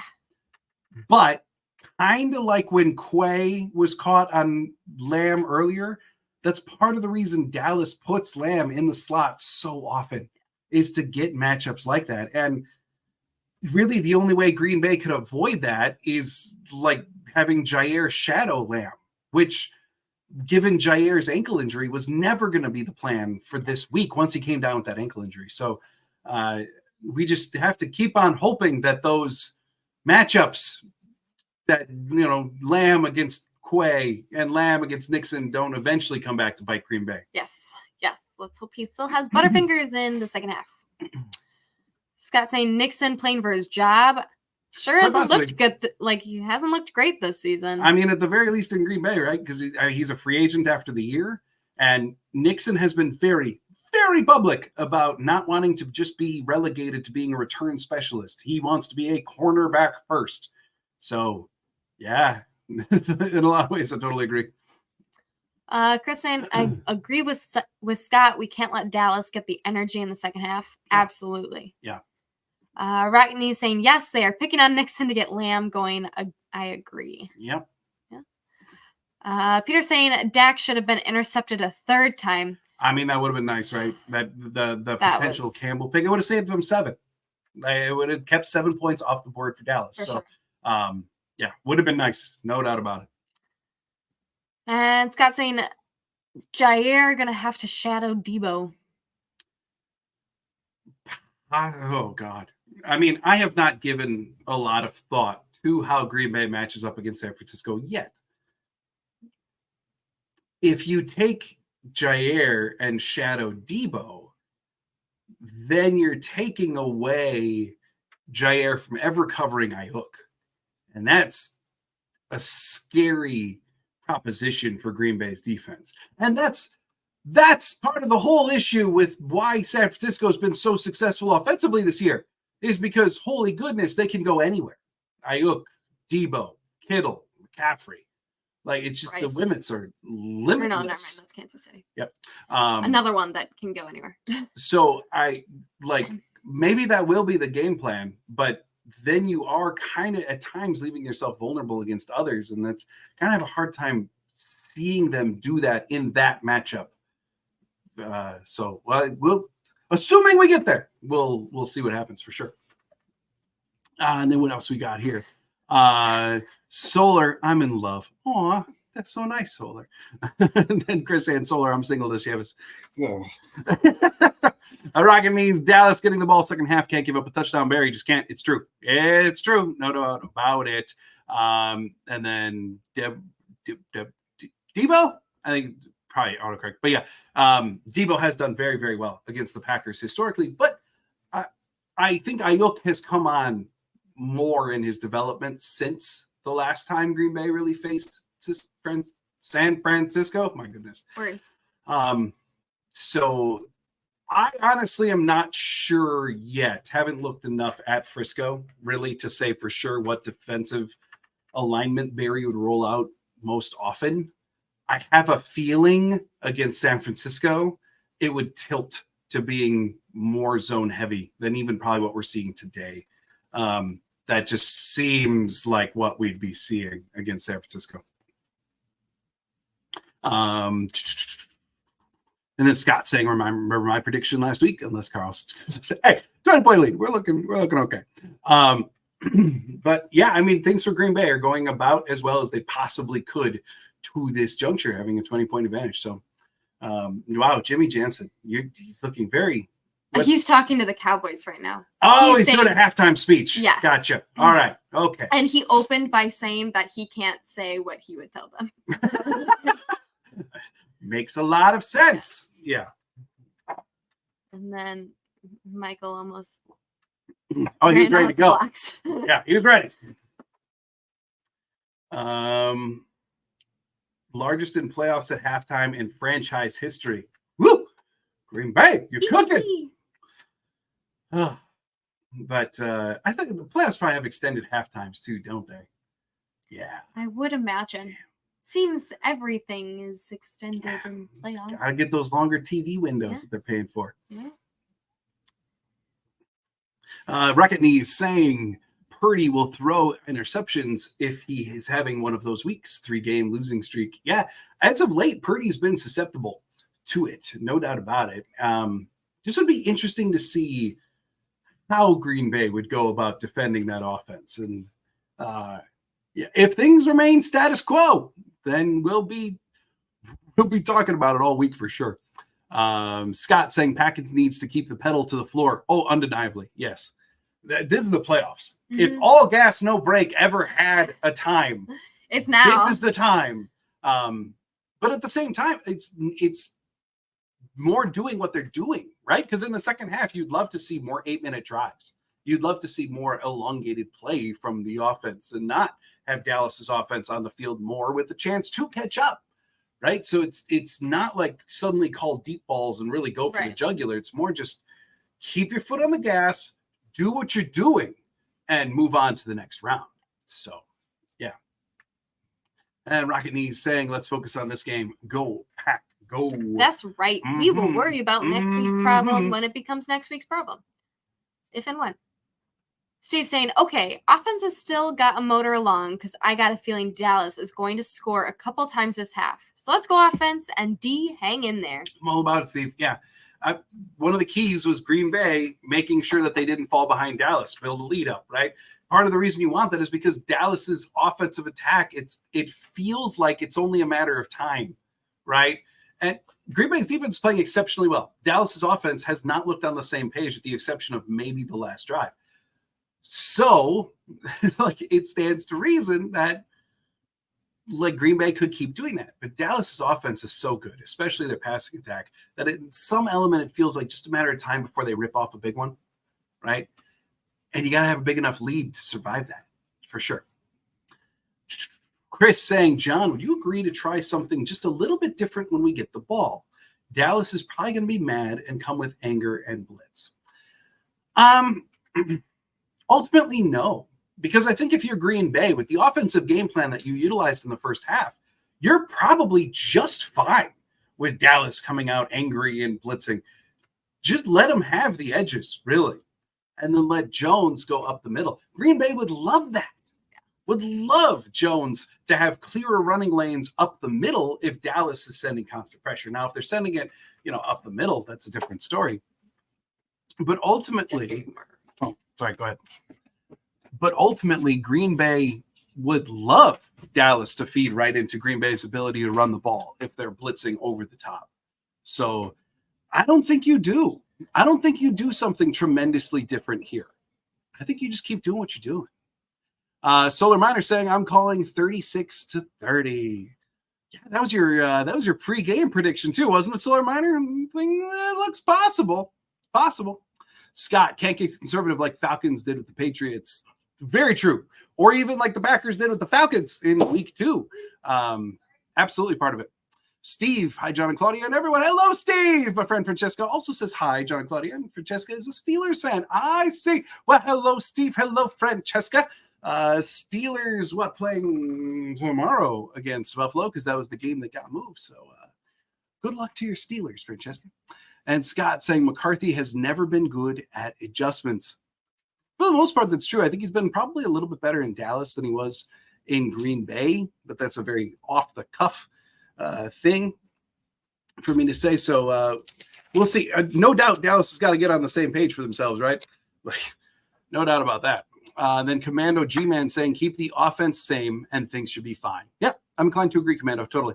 And Solar Miner saying, I need plus 65. Well, you're at 34, so you stand a chance, Solar Miner. No doubt about it.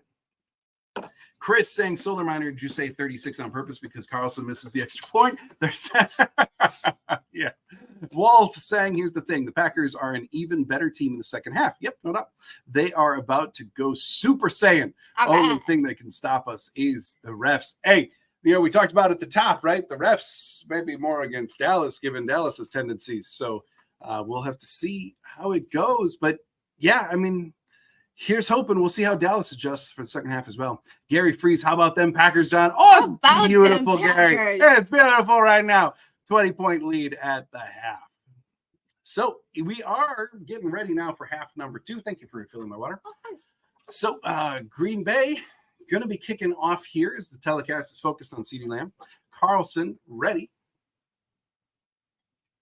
Let's get rolling. Play it football. Carlson with the kick, gets up in the air. And it's caught at about the 1.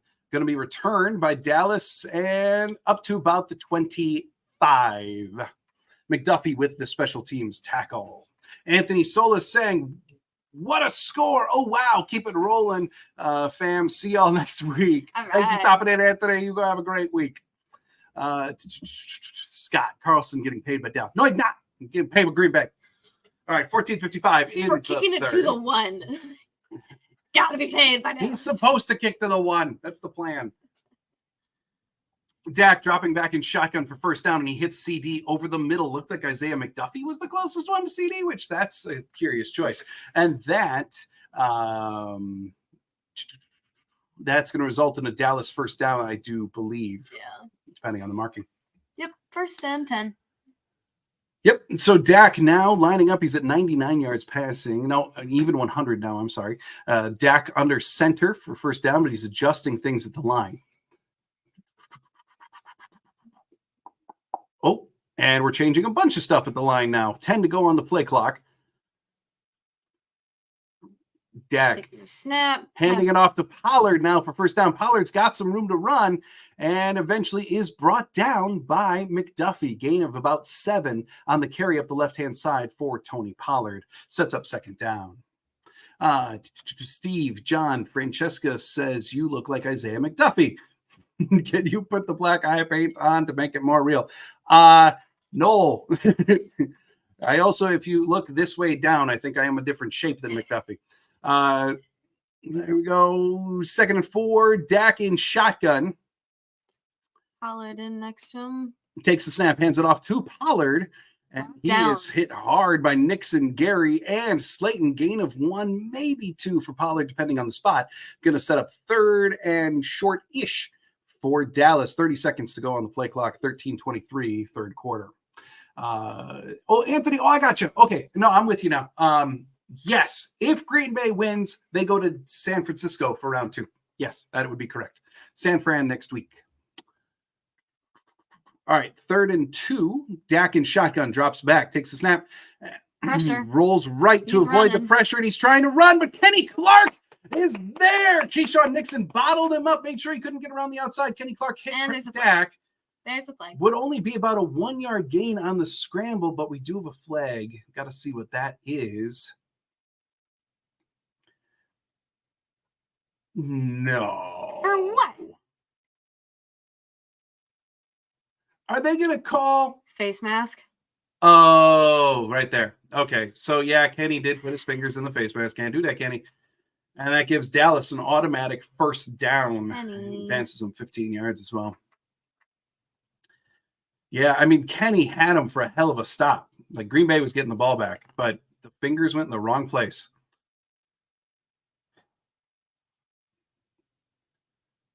Yeah, I'd love to see one more replay of that because I just saw at the very end the fingers go in. I don't know as if he was pulling or whatever, but can't do it regardless. And there we go. Attempted jump off from Dak to Jake Ferguson. Winds up going incomplete. Slight overthrow to Ferguson there. Also, Chris Hand's asking, is Stokes playing tonight? No, he's on IR. Yeah, Stokes is not playing for a while. He's on IR. The only time that we could see Stokes back, if I remember correctly, is Super Bowl. I want to say that's the only time he could come back from IR would be Super Bowl. So gonna be a while before Stokes comes around again. 2nd and 10 for Dallas. He's in shotgun now is Dak, and he takes the snap, drops back, throws off the left-hand side. That's complete to CeeDee Lamb. Gains about 4. Nixon and Jair in on the tackle. Sets up 2nd and mid for Dallas. Nixon almost looked like he wanted to pick him up. 3rd and 5. Pick him up, run him backwards. Okay. It's all part of the plan. 3rd and 5 for the Dallas Cowboys. Anthony Johnson Jr. now running on the field in favor of Isaiah McDuffie. Packers obviously going a little bit more coverage heavy here for 3rd down. Dak in shotgun. He's got trips off to the right, single receiver off to the left, and Pollard in the backfield with him. Dak, come on, takes the snap, drops back. He's looking, and it's caught by CeeDee Lamb. That's going to be a 1st down for Dallas, gain of about 9. We were just talking about how we don't like Keyshawn Nixon on CeeDee Lamb. Well, I couldn't tell. Was that deflected at the line a little bit? No, just kind of a low pass. But CeeDee did make the catch, and then Keyshawn Nixon unable to make the tackle, so CeeDee Lamb able to squirt around him and get the 1st down. 1st and 10 now for Dallas. They do have the ball on about Green Bay's 28. Pollard gets the ball, tries carrying, and gains about 7 on the ground, getting Dallas up to about the 21, setting up 2nd and relatively short. Dallas is putting a little something together on the offensive side. Oh, yeah, okay. So it's not that the ball was tipped, but Dak's hand did hit somewhere. So very low completion to CeeDee Lamb on that one that got them the 1st. 2nd and 4 for Dallas. In shotgun, he takes a snap, rolls right, and hits CeeDee Lamb again. Carrington Valentine shoving him out of bounds. 1st down, Dallas. Apparently during halftime, CeeDee Lamb and Dak had a little chat. Because now they seem to be best buddies again. Well, you can tell a lot of what is going on right now offensively for Dallas is calling quick, easy, high completion stuff to CeeDee in order just to get that relationship going again, get the ball into CeeDee's hands, because Dallas is thinking good things happen when we do. Like they're very purposefully calling quick, easy stuff to him right now. And 1st down for Dallas, and that was a broken play. Dak took the snap, looked to the left, but there was nobody home. So he just kind of ran forward, gains maybe 1 on like a modified scramble, QB run type thing, and that gives Dallas 2nd down. Yeah, it's like he was looking to throw left on like a fake jet sweep, but some reason couldn't do it, so gained 1 on the ground. Maybe. 2nd and 10 officially. So no, I guess. Dak dropping back to play action, and he's looking for Rashawn Gary to chase. Gary gets a hand on him. Almost an interception on that for Quay, but he's just a little short. Gary got a hand on him, but Dak's got to drop that off. Nearly picked by Quay, but it just hit the ground first. 3rd and 10. Would have been nice to have a 3rd interception. Well, yeah, would have. No doubt about it. All right.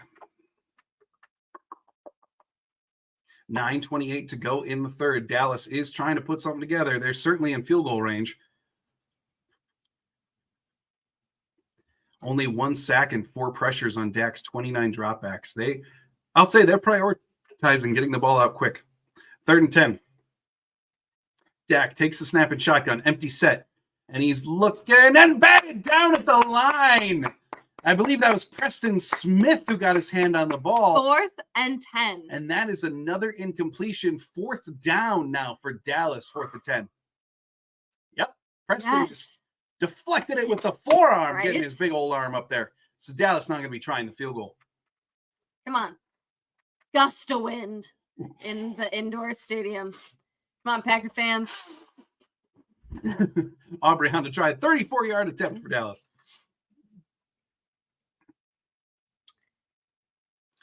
Snap, kick, good. Yep. Makes it 27-10. You got it? Yep.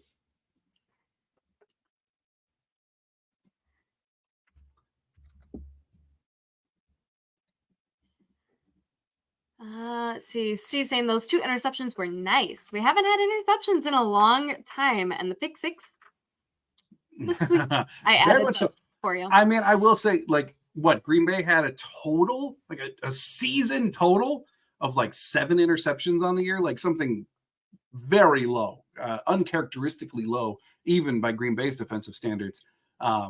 But today, I mean, I remain convinced that on that first one, or on the second one, I'm sorry, on the pick 6, Dak just straight up didn't see Savage and made it the easiest pick in the world. Yes. So, whew. Commando G-Man saying good stand. Chris Hand saying great job defense. The epitome of bend and not break defense on that drive right there. And Chris saying try a flea flicker, love. Sure. You know, I will say, as the offense has began to function like a normal NFL offense, LaFleur has thrown out a lot of the gimmicky stuff. I mean, remember like mid-season, there was like this stretch where we were getting at least one just insane flea flicker end around.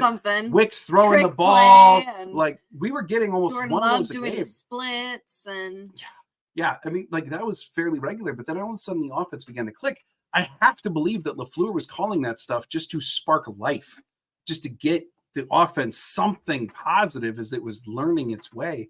And we really haven't seen that much of that kind of thing since. So, all right. Solar Miner saying no 3 and outs. It's a huge key. If Green Bay gets their hands on the ball, at the very least, have to take a bunch of time off the clock. You're spot on, Solar Miner. Big Papa Penguin, big drive here. I feel like you really got to get some points. 10 straight from Dallas currently. Yeah, because the double up, it certainly wouldn't hurt. I mean, a 17-point advantage, you feel good, not great. So Green Bay has to come out composed. I agree with Solar Miner as well. This absolutely can't be a 3 and out drive. No doubt about it. Steve, do you see Fields getting traded like to Atlanta?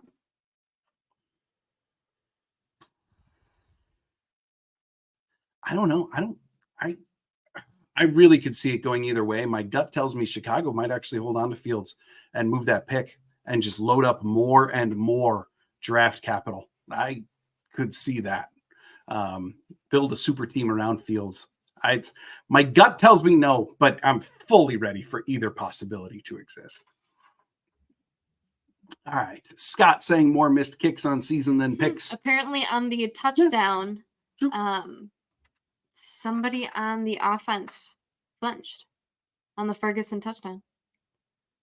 Oh. Yeah. So Matt LaFleur was so that's not what LaFleur happy. Was about. Okay. Yeah. Okay.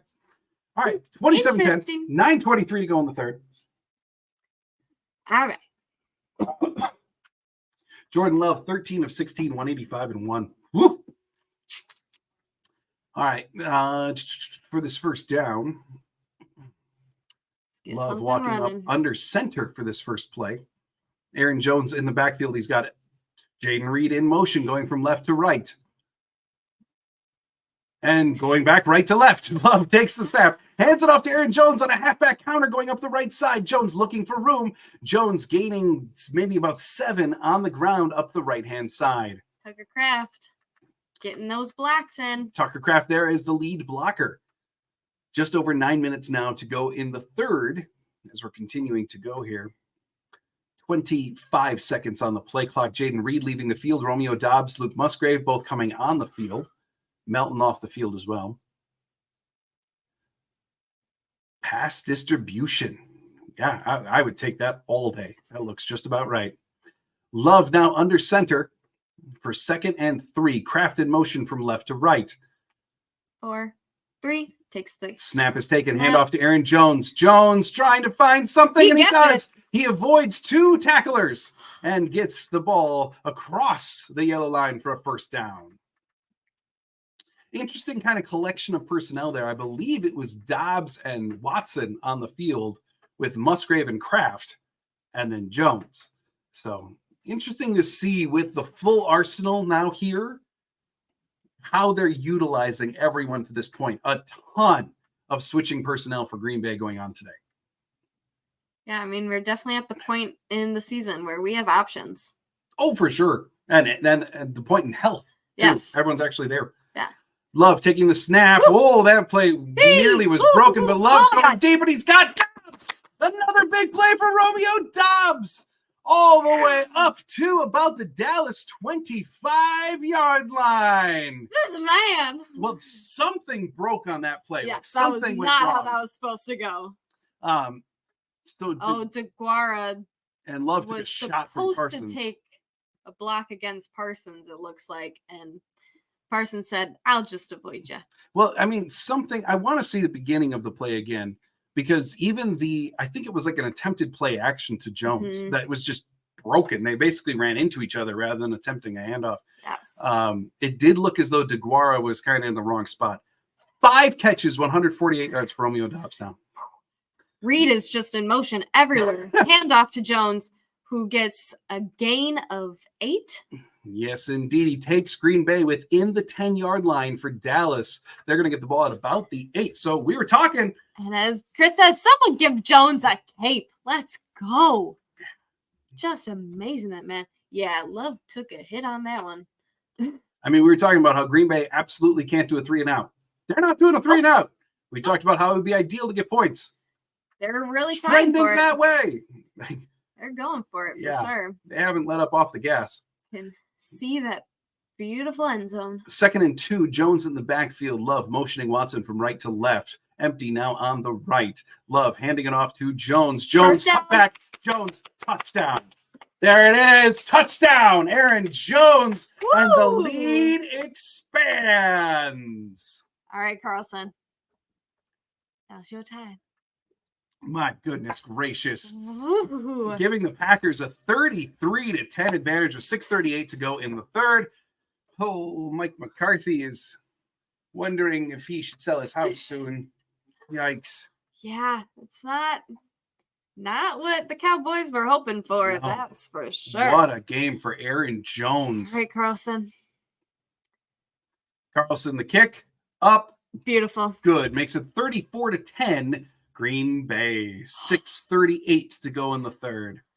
Ooh, boy, oh boy. As Love on the telecast and zooms in on him counting Jones's touchdowns to Jones. Oh, and LaFleur and Jones having a moment. That's good to see, too. Woo! Woo!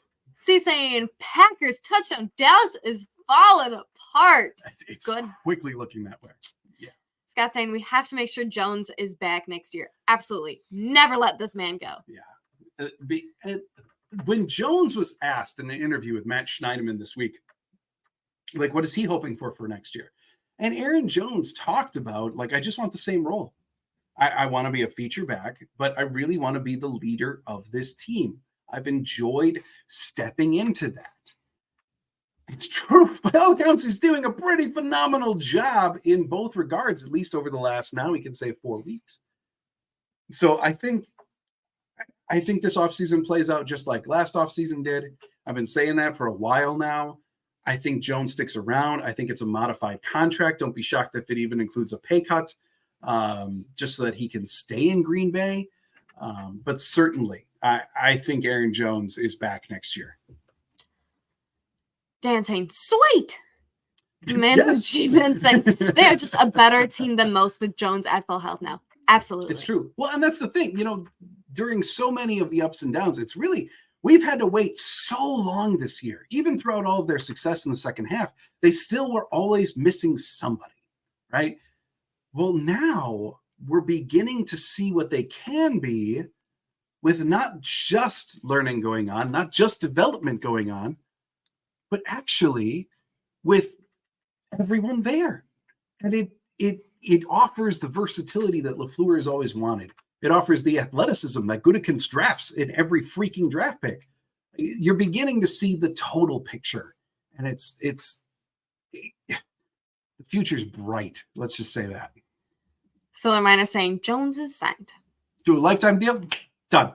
Right? Deal. I'm in. Not a problem. And then as soon as he retires, coach. Right? Like Exactly. put him on the coaching staff somewhere. Yes. I don't care if he's just moral support. Sign him. Big Papa Penguin saying Barry is better than Quinn. Today, yes. For sure.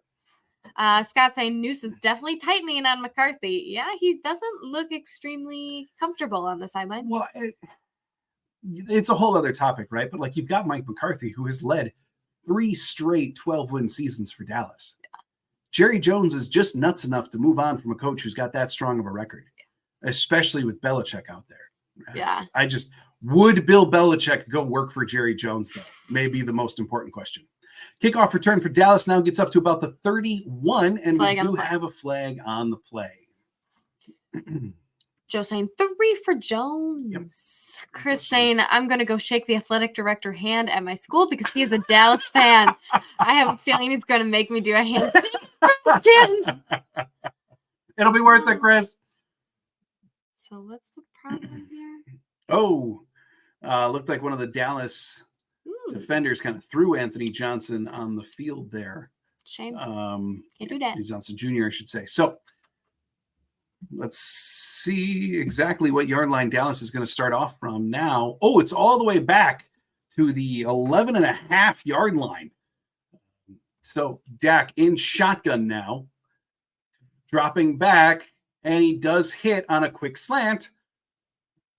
That's not CD. Nope, that's Pollard. Quick slant to Pollard gets them about 8 yards. Not quite a first down. Packer down. We've got an injured Packer, and that is 58. It's Isaiah McDuffie, I think, down. No, you just got him back. It's McDuffie, I think. Okay. Oh no, and McDuffie's playing well today too, so we got to see what's going on with him. Rocket Knee saying they can't stop us. Steve saying, do you see John Harbaugh? I think that's how you say Harbaugh. Yep. Coming to the NFL, and do you see McCarthy getting fired if they lose this game? And could Harbaugh come to Dallas? So, okay, Steve. Loaded question. I said earlier this week, first of all, number one, do I see Harbaugh going to the NFL? Yes, unless I think Harbaugh wants to come to the NFL. I think he wants to finish what he started in San Francisco, not doing it in San Francisco, but becoming a Super Bowl winning coach. I think Harbaugh wants it now that he won a national championship. If, however, Michigan, and I wouldn't put this past Michigan, honestly, if Michigan goes to Harbaugh and says, we know you want that, here's $20 million a year. How about you don't? Then Harbaugh may be sticking around, right? Okay, but I think most likely Harbaugh is going to the NFL. In terms of McCarthy, I said in the Q&A this week that if the game was close and they lost, maybe not, unless he was like really the reason for it. If they were to get blown out by Green Bay, then maybe, just maybe. And Jerry Jones, like I was just saying, is the right kind of nuts to move on from a coach that's won 36 games in the last 3 years. McCarthy's not a perfect coach, but he is a very good coach. And it's entirely possible. Now, in terms of Harbaugh, might Harbaugh go to Dallas? Again, maybe. But again, any coach going to Dallas knows that they're receiving a loaded roster, a team with sky-high expectations, even in year one, and you're working for Jerry Jones, which even like listening to Jimmy Johnson talk to this day is difficult to do, right? So would a Belichick, who's going to have his choice of jobs, go there, especially someone as powerful as Belichick? Harbaugh wanting to go back to the NFL and really do things his way, would he go work for Jerry Jones? McDuffie is walking to the blue tent unassisted. Would it be the splash hire that the Cowboys would love to make? 100%. I think you're dealing with the question of whether they would want to go work there. So we'll see. There is still great possibility that McCarthy keeps his job too. Jerry Jones did say that McCarthy's under contract. It's a moot point. 2nd and 1 for Dallas. Dak takes the snap and shotgun. Quick pass off to CeeDee Lamb for a first down. Yep. Quick, easy couple yards there for Dallas. Janelle saying $17 million for Jones next year seems like a bargain. The way he's played over the last month, Right? he's way too important to this team. Scott saying that Jones needs to retire a Packer. Absolutely. Please. Agree 1,000%.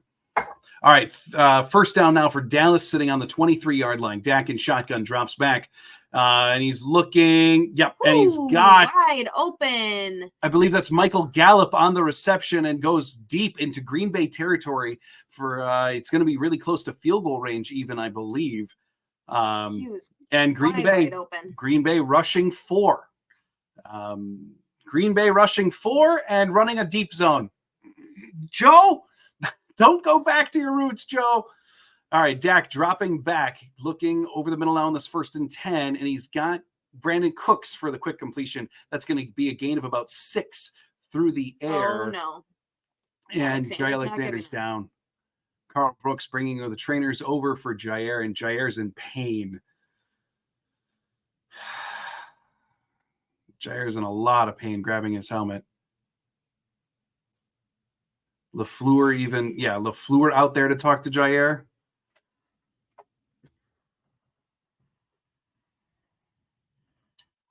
That's not great when you see the head coach run out there quick. Yeah. I'm going to go back to comments to help my depression. Solar Miner saying I would like to see Watson on a bike from now on. Just keeping himself warm. Ragney saying Dobbs is having a hell of a game. Another number 87 in a long line of Packers receivers. I mean, it's true. You go from Robert Brooks, Jordy. It's a very proud number in Green Bay. Not about it. Yeah. Scott saying I think the team has earned the right to not be called baby Packers. They're growing up. That's for sure. Solar Miner saying any middle linebacker available. I said this last week. In terms of like free agency right now. Oh.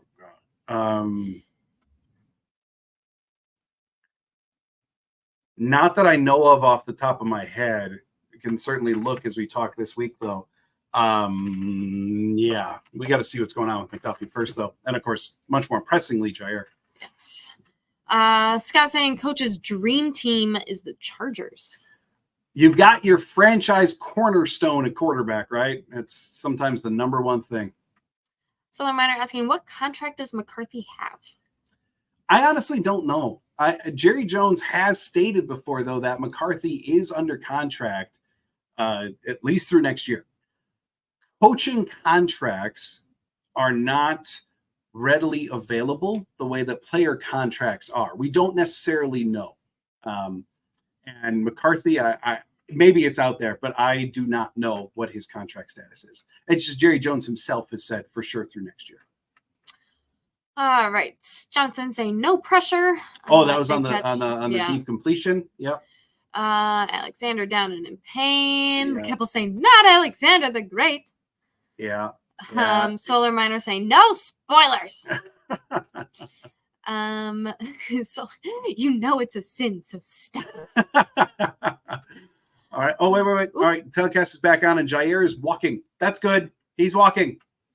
Oh, yeah. It looks like his ankle just kicked out there. I mean, that's not a shock. He's playing on a sprained ankle. Yep. Okay. All right. Here we rolled go. It. Dak in shotgun, handing it off to Pollard. Pollard running up the middle. Got enough yardage for first down. Gains about 5 on the ground before Wooden and others bring him down.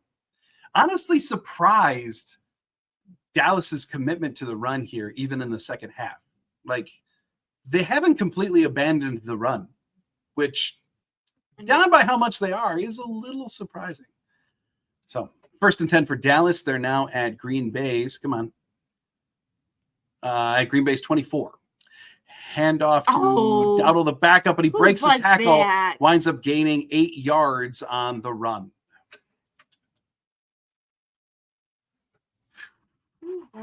Peter saying losing Jair again is the worst news. I mean, hopefully he can get back in there. Okay, the telecast just showed him like nodding yes to somebody. Hopefully that's good news for sure.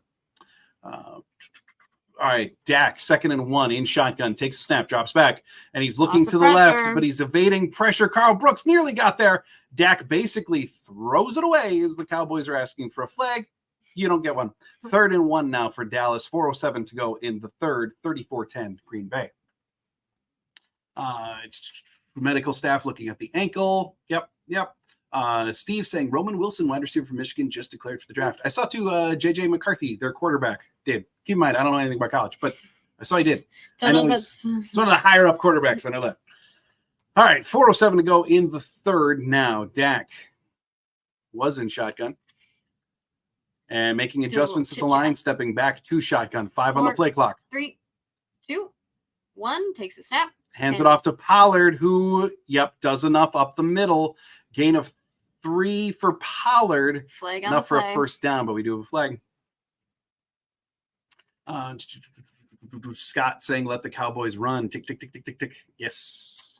I agree. I don't mind this offensive plan. I'm just surprised. Just odd. Stoller saying, sit him, put some ice on it for Jair.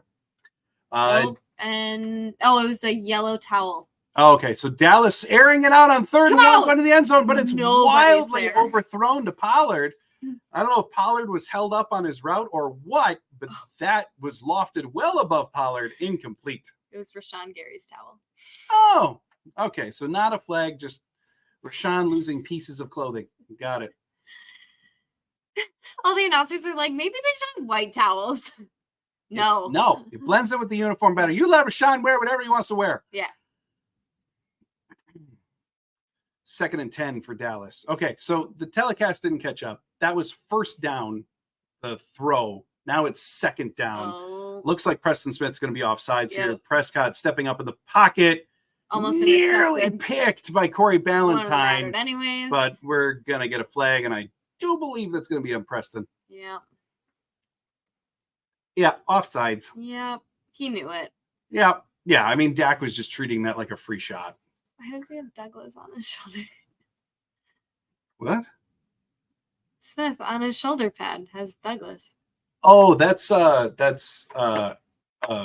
branding? Yeah, that's the word.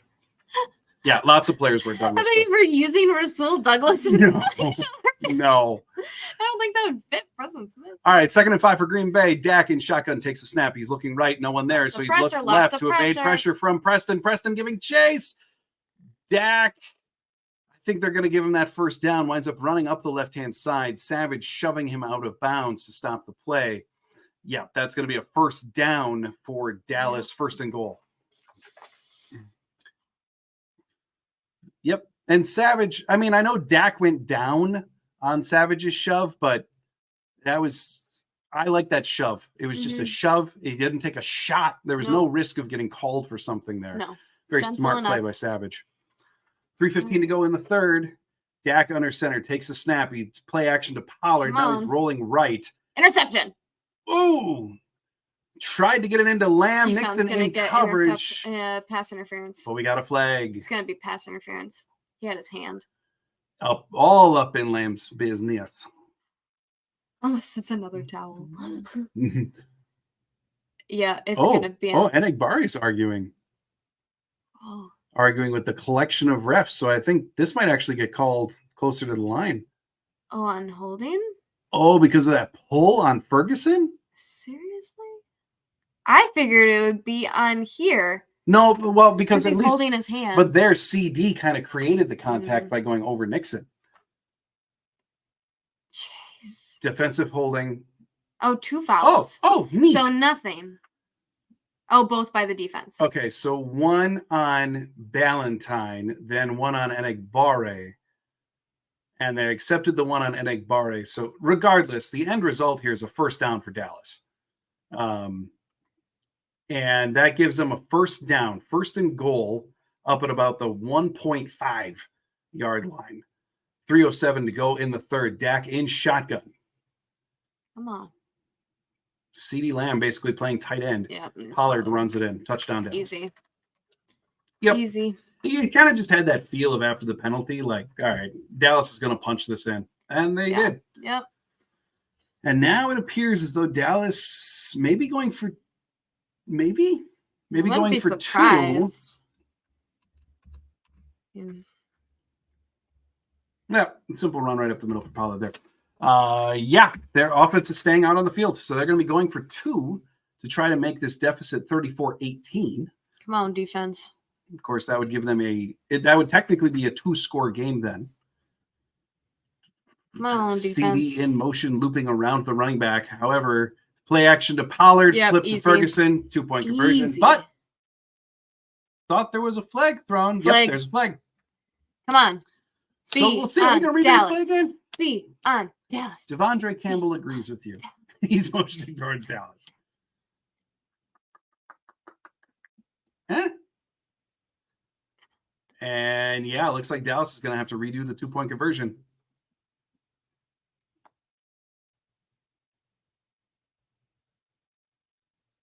Oh.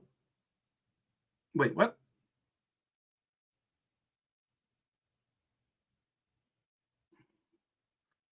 So okay. So what? Okay, so basically what happened there, I just want to see what the official call is.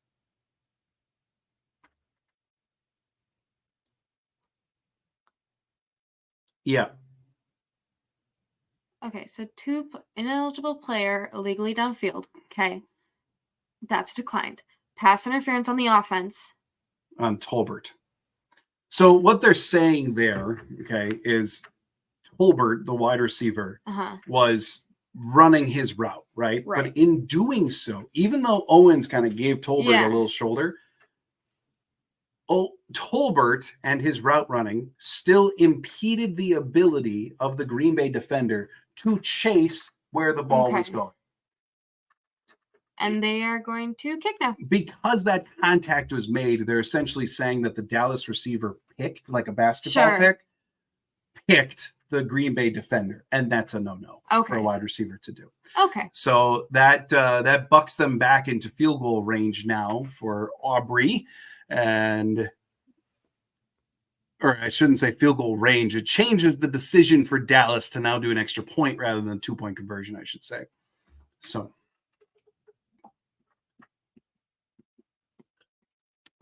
3:03 to go in the third as the kick is getting ready.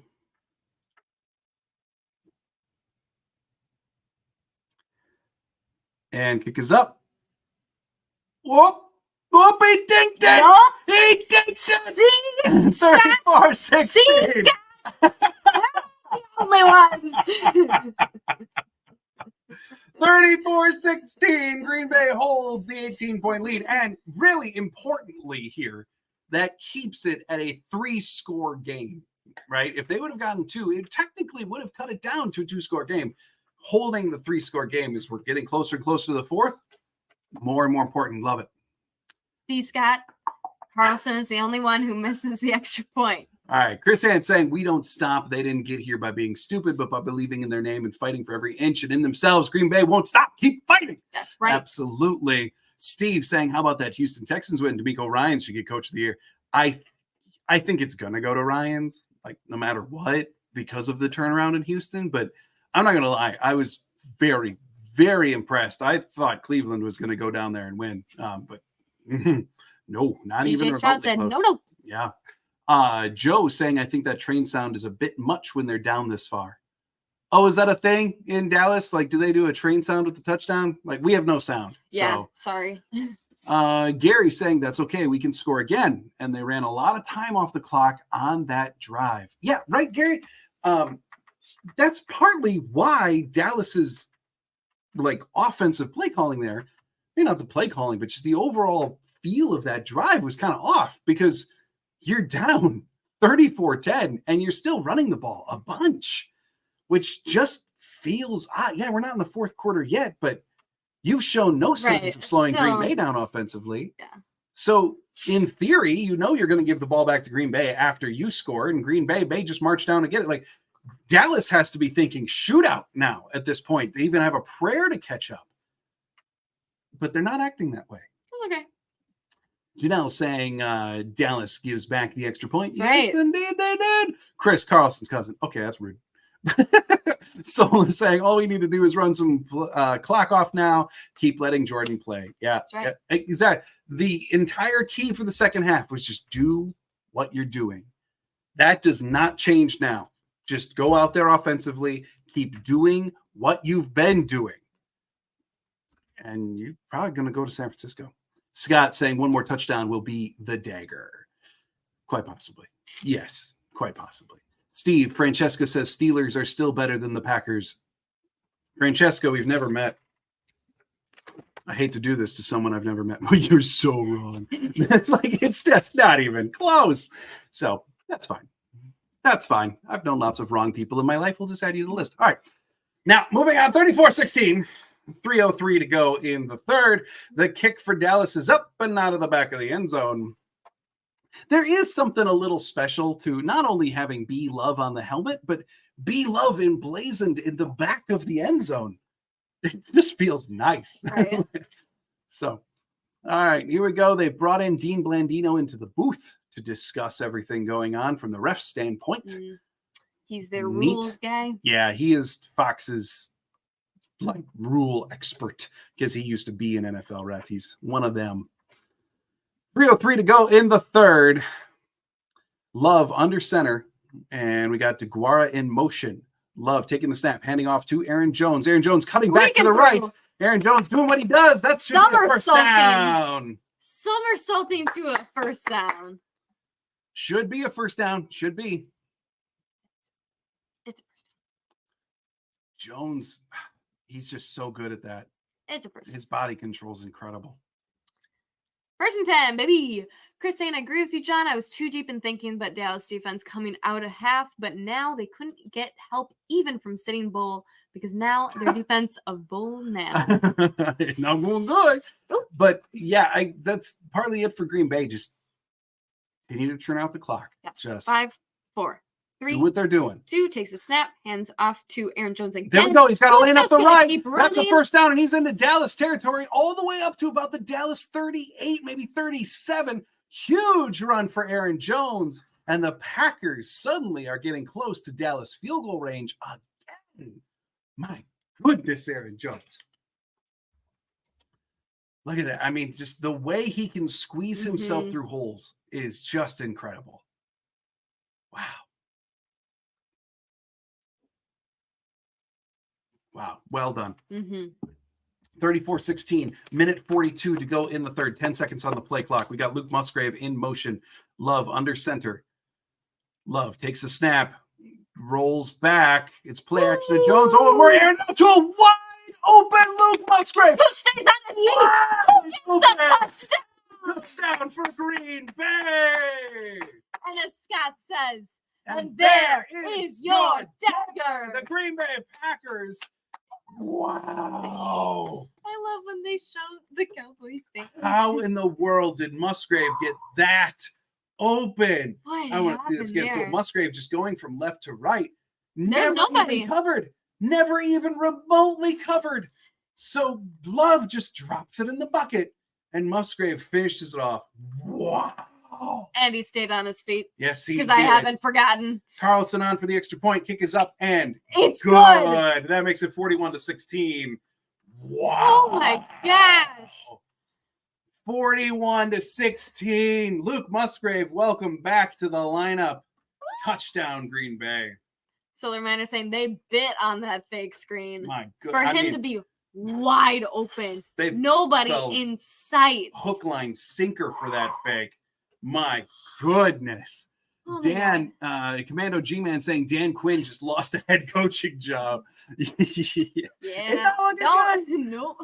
But I still got to believe Dan Quinn might be going to Seattle. But yeah, wow. Joe, he literally stopped and did his taxes before he got the ball. Yeah. NFL players' taxes are very complicated. That was an achievement. Oh, man. Gary saying game over. Chris Head saying let's go. Big Papa Big, we're just laughing. Scott, remember when Rodgers won his Super Bowl? No one gave us a chance. And I was reminded this week that, not only did they win in this building, right, of course, but that year they were the bottom seed. They were the 6th seed that year. Of course, now since then, the NFL's added a 7th seed. But I will add that no 7th seed, since the NFL added it in 2020, has actually won.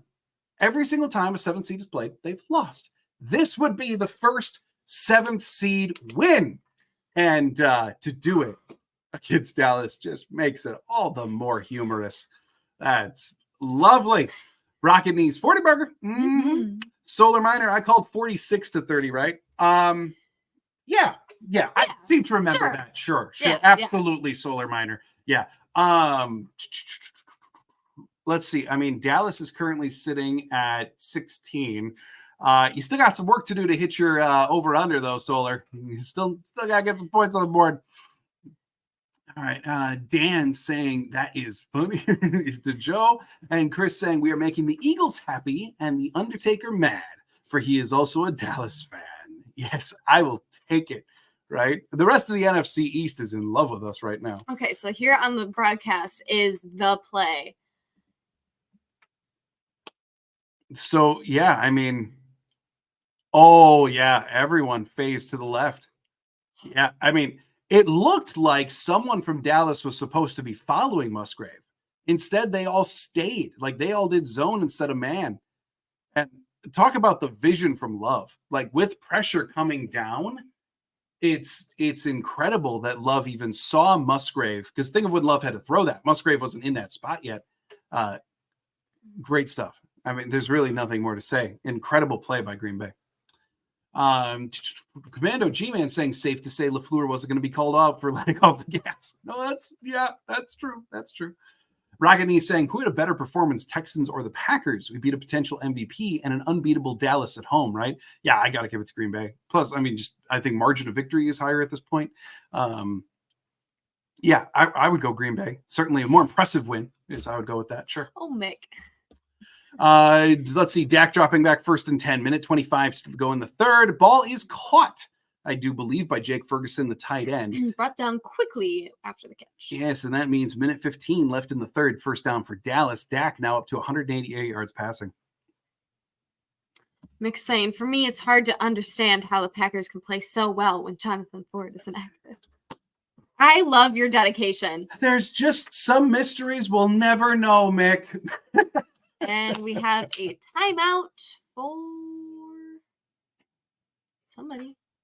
Are they going to say who the timeout's for? Minute 3 to go in the third would be a curious time. Oh, wow. I mean, Valentine was tight in coverage there. He almost got his hand in there, too. Yeah, but then Kingsley just kind of do-si-doing with Dak. Okay, I'm not sure. We got some form of timeout, I think. It could be just a ref stoppage if they're working on a clock issue or something like that. I'm not. Yeah, because there's sure. no. Yeah, I don't think either team called the timeout. No. Oh, Green Bay is challenging the completion. Oh, okay. All right. Alrighty then. Okay. So now I want to see replays again. John Mark Liddell saying what they need is a nice, long, sustained, time-burning drive ending in 7 points again. Sounds like just what the doctor ordered. Right. Beautiful. After review, stands. Yeah. Okay. So that stands. When was the last successful Matt LaFleur challenge? I feel like it wasn't that long ago. Has it? Yeah. I feel like every time Matt LaFleur challenges something is. No, I feel like it wasn't that long ago. McCarthy was notorious for not getting challenges his way. He still doesn't get challenges this way, I don't think. But yeah, I feel like LaFleur's wasn't that long ago. Okay. All right, so Dak dropping back, and he completes it to Tony Pollard over on the left-hand side, but what a play. No, that's Ballantyne. Oh, That's 3-5. Corey Ballantyne making the open field tackle on Pollard sets up 2nd and 5 for Dallas. Yep, Dak in shotgun. Dallas moving with more urgency now. Takes the snap, drops back, but pressure came in. Come on, Quay. He dumped it off to Pollard, but go. Quay and Valentine combine on the tackle. Pollard gains nothing, maybe even loses 1 on the completion. Someone came Supermaning in to get Dak there. I didn't catch who it was, but Dak was certainly under pressure, and that caused the dump off to Pollard. Come on, defense, get ready. 15 seconds to go in the third. Dak in shotgun again. He's got trips off to the left, 1 receiver to the right, running back with him. More pressure. And he's plenty looking. of pressure. Come on. Oh, Garrett can bring him down. And Dak gets the first down. Throws it to Pollard, but did that ball hit the ground? It Fourth hit and the 5. ground. It hit the ground. Incomplete pass. 3 seconds to go in the third. 4th and 5. Yeah, and just nowhere to go for Dak. Plus, pair that with pressure. That ain't good. Green Bay today. I know we all talked about, you have to get pressure on Dak for the secondary to stand a chance. That hasn't really been the case today. The secondary is absolutely holding its own against Dallas, and it's really commendable. 3 seconds left. So 4th and 5 for Dallas. Dak in shotgun takes the snap, and he launches it to the left. Nobody's even remotely there. Pressure was incoming, and Dak just let that thing fly. And that is the no one's home. End of the third. Of the third quarter. Green Bay up 41-16. Oh my goodness. I love all the love on our sidelines. There you go. There you go. Yeah. Oh, I love it. Wow. All right. Chris Hand asking, can Matt now be coach of the year? For goodness sake. How long has it been? It would be nice, Chris. So, I mean, like, LaFleur, when he was racking up all those 13-win seasons and sets with Rodgers, LaFleur always had the discount of like, well, we don't know if it's the coach, it's Rodgers. So he never got coach of the year during those.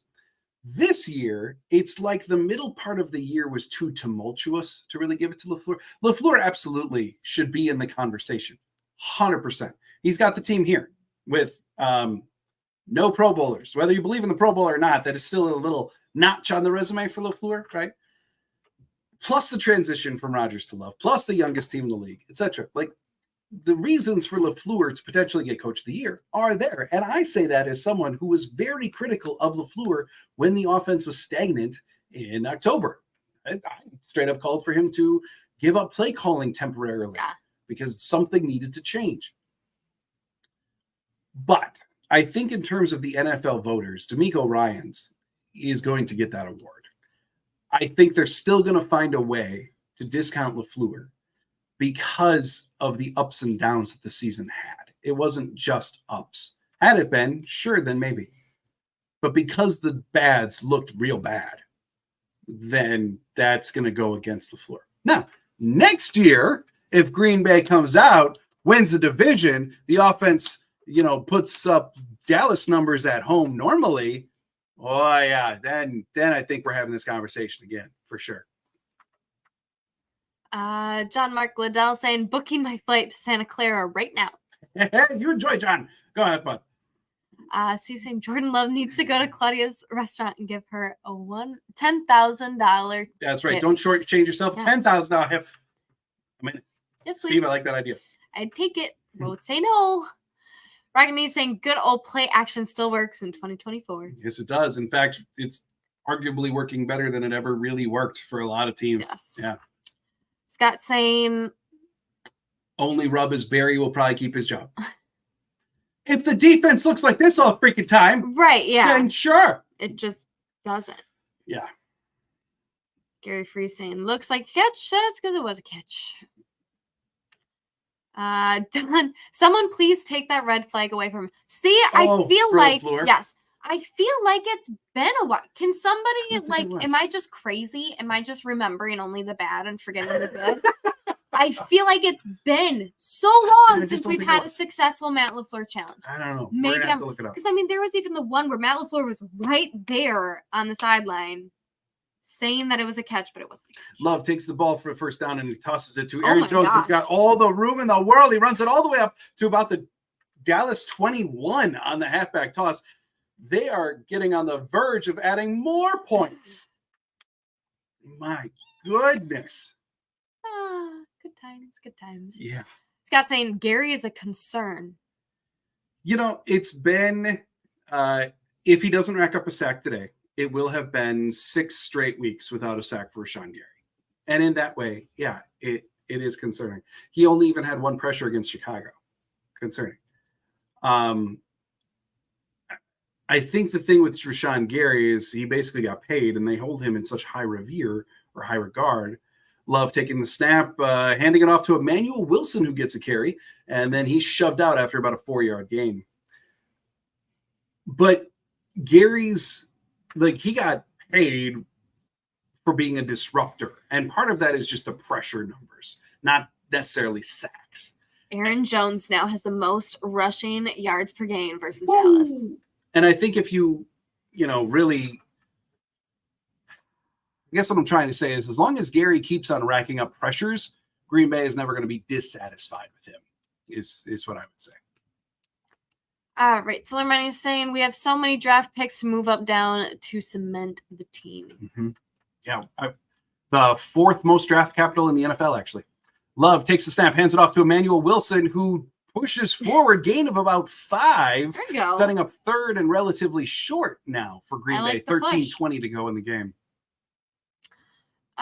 See, Regni's saying, I'm giving Joe Barry his respect for this game. Very impressive. Yes, this game, the defense has done quite well. We're looking at 3 straight weeks now, actually. That's true. 3 weeks ago yes, Minnesota, that's true.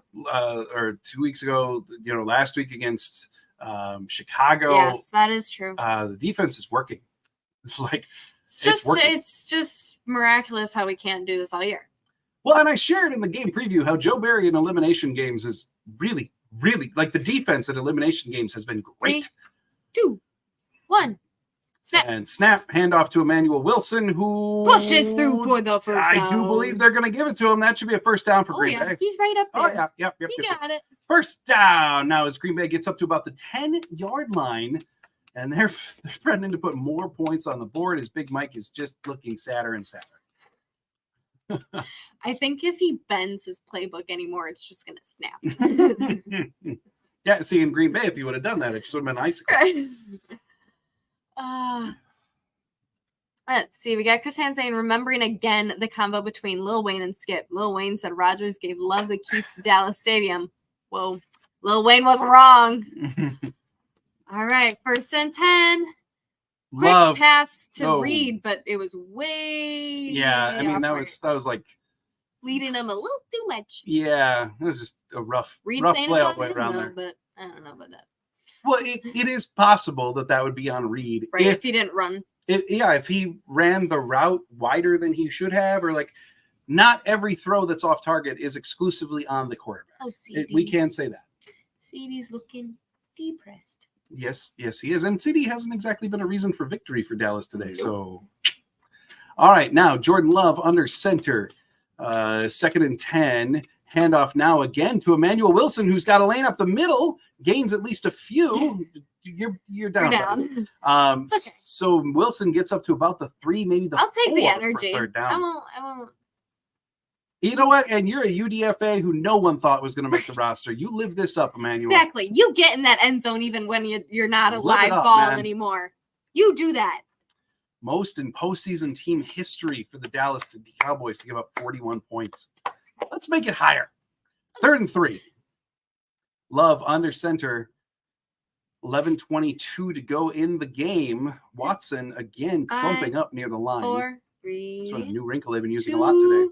1, snap. Love takes the snap, hands it off to Wilson. Wilson's got nowhere to go. Gains maybe 1, and that's going to bring on 4th down, which I would think.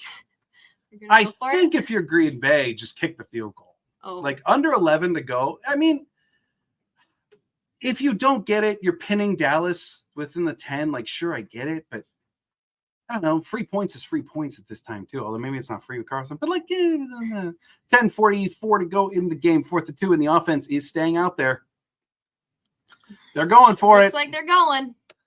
Come on. Love in shotgun. He's got Dobbs and Watson off to the left. Kraft off to the right. Kraft off to the left. Jones is on the field. Love. It's play action to Jones. Love's looking for somebody, and he's got somebody. That's Romeo Dobbs. Rewarding Romeo with a touchdown. What a game for Romeo Dobbs and the entirety of the Green Bay Packer offense, cruising now 47-16. Wow. Oh, yeah, Dobbs just stuttered his way into the end zone. Romeo, where art thou, Romeo? In the end zone. Wow. Come on, Carlson. My goodness. Just maybe a positioning time. You a game deserve for that, Romeo. Man. That was great. He's done amazing this game. Okay, here we go. All right. Come on, Carlson. Myers at center. Or I'm sorry, that's Orzik, the long snapper. Snap, kick, up. That's good. Makes it 48-16. There you go, Scott. 7 touchdowns for the Green Bay Packers against the Dallas Cowboys today. Wow. 48-16. Green Bay cruising to Santa Clara, California.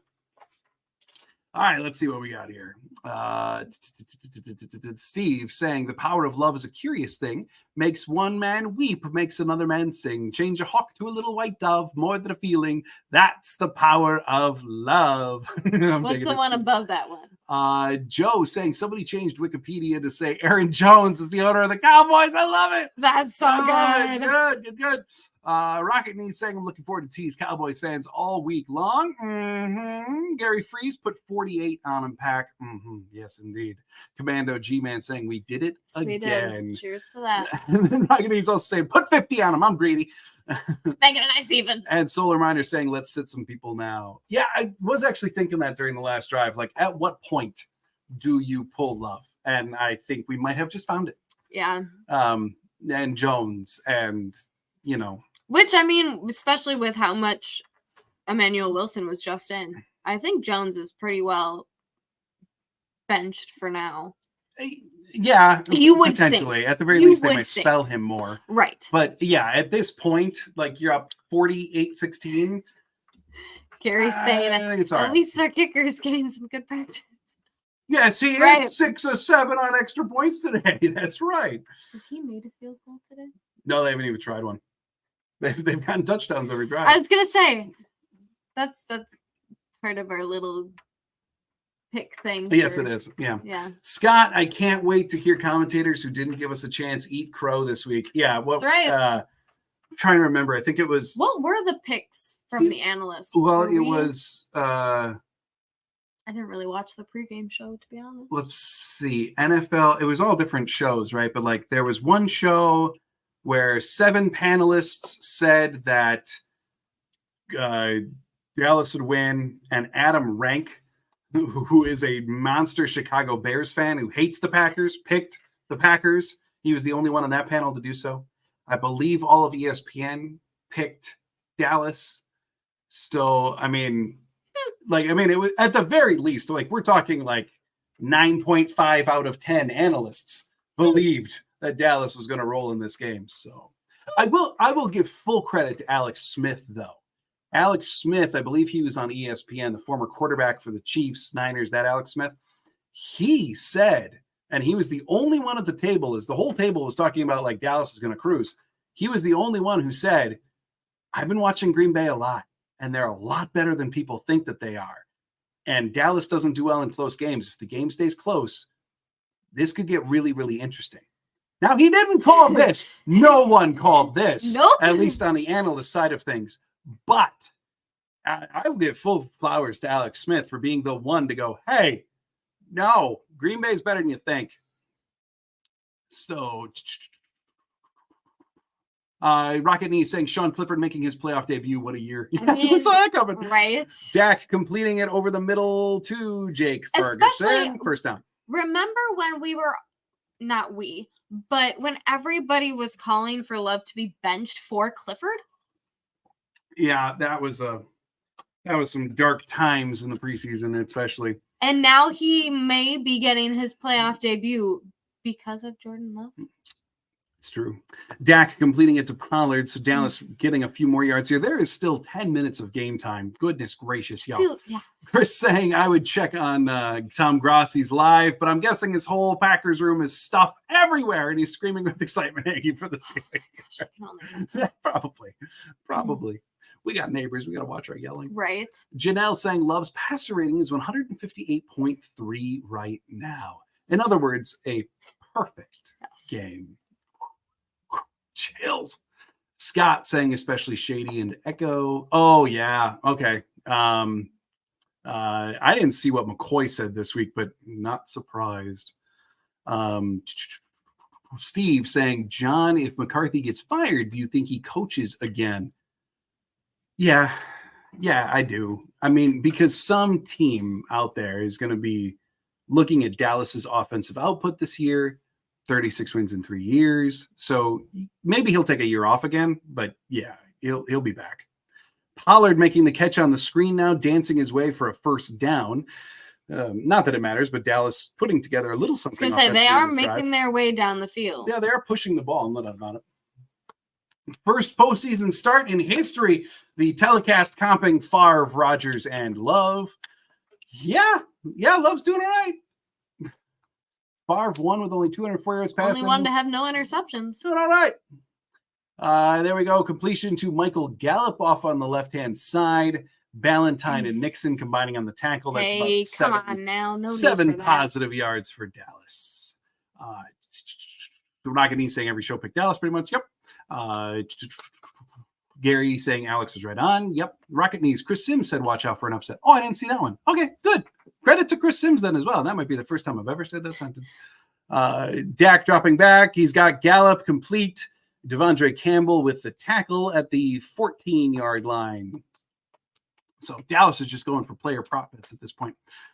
Scott saying James Jones picked the Cowboys, but it wouldn't be surprised if the Pack win. Okay. Yeah, okay. And that makes sense. James Jones given a little bit of allegiance. Scott Gravedigger said we'd blow Cowboys out on an interview. Okay.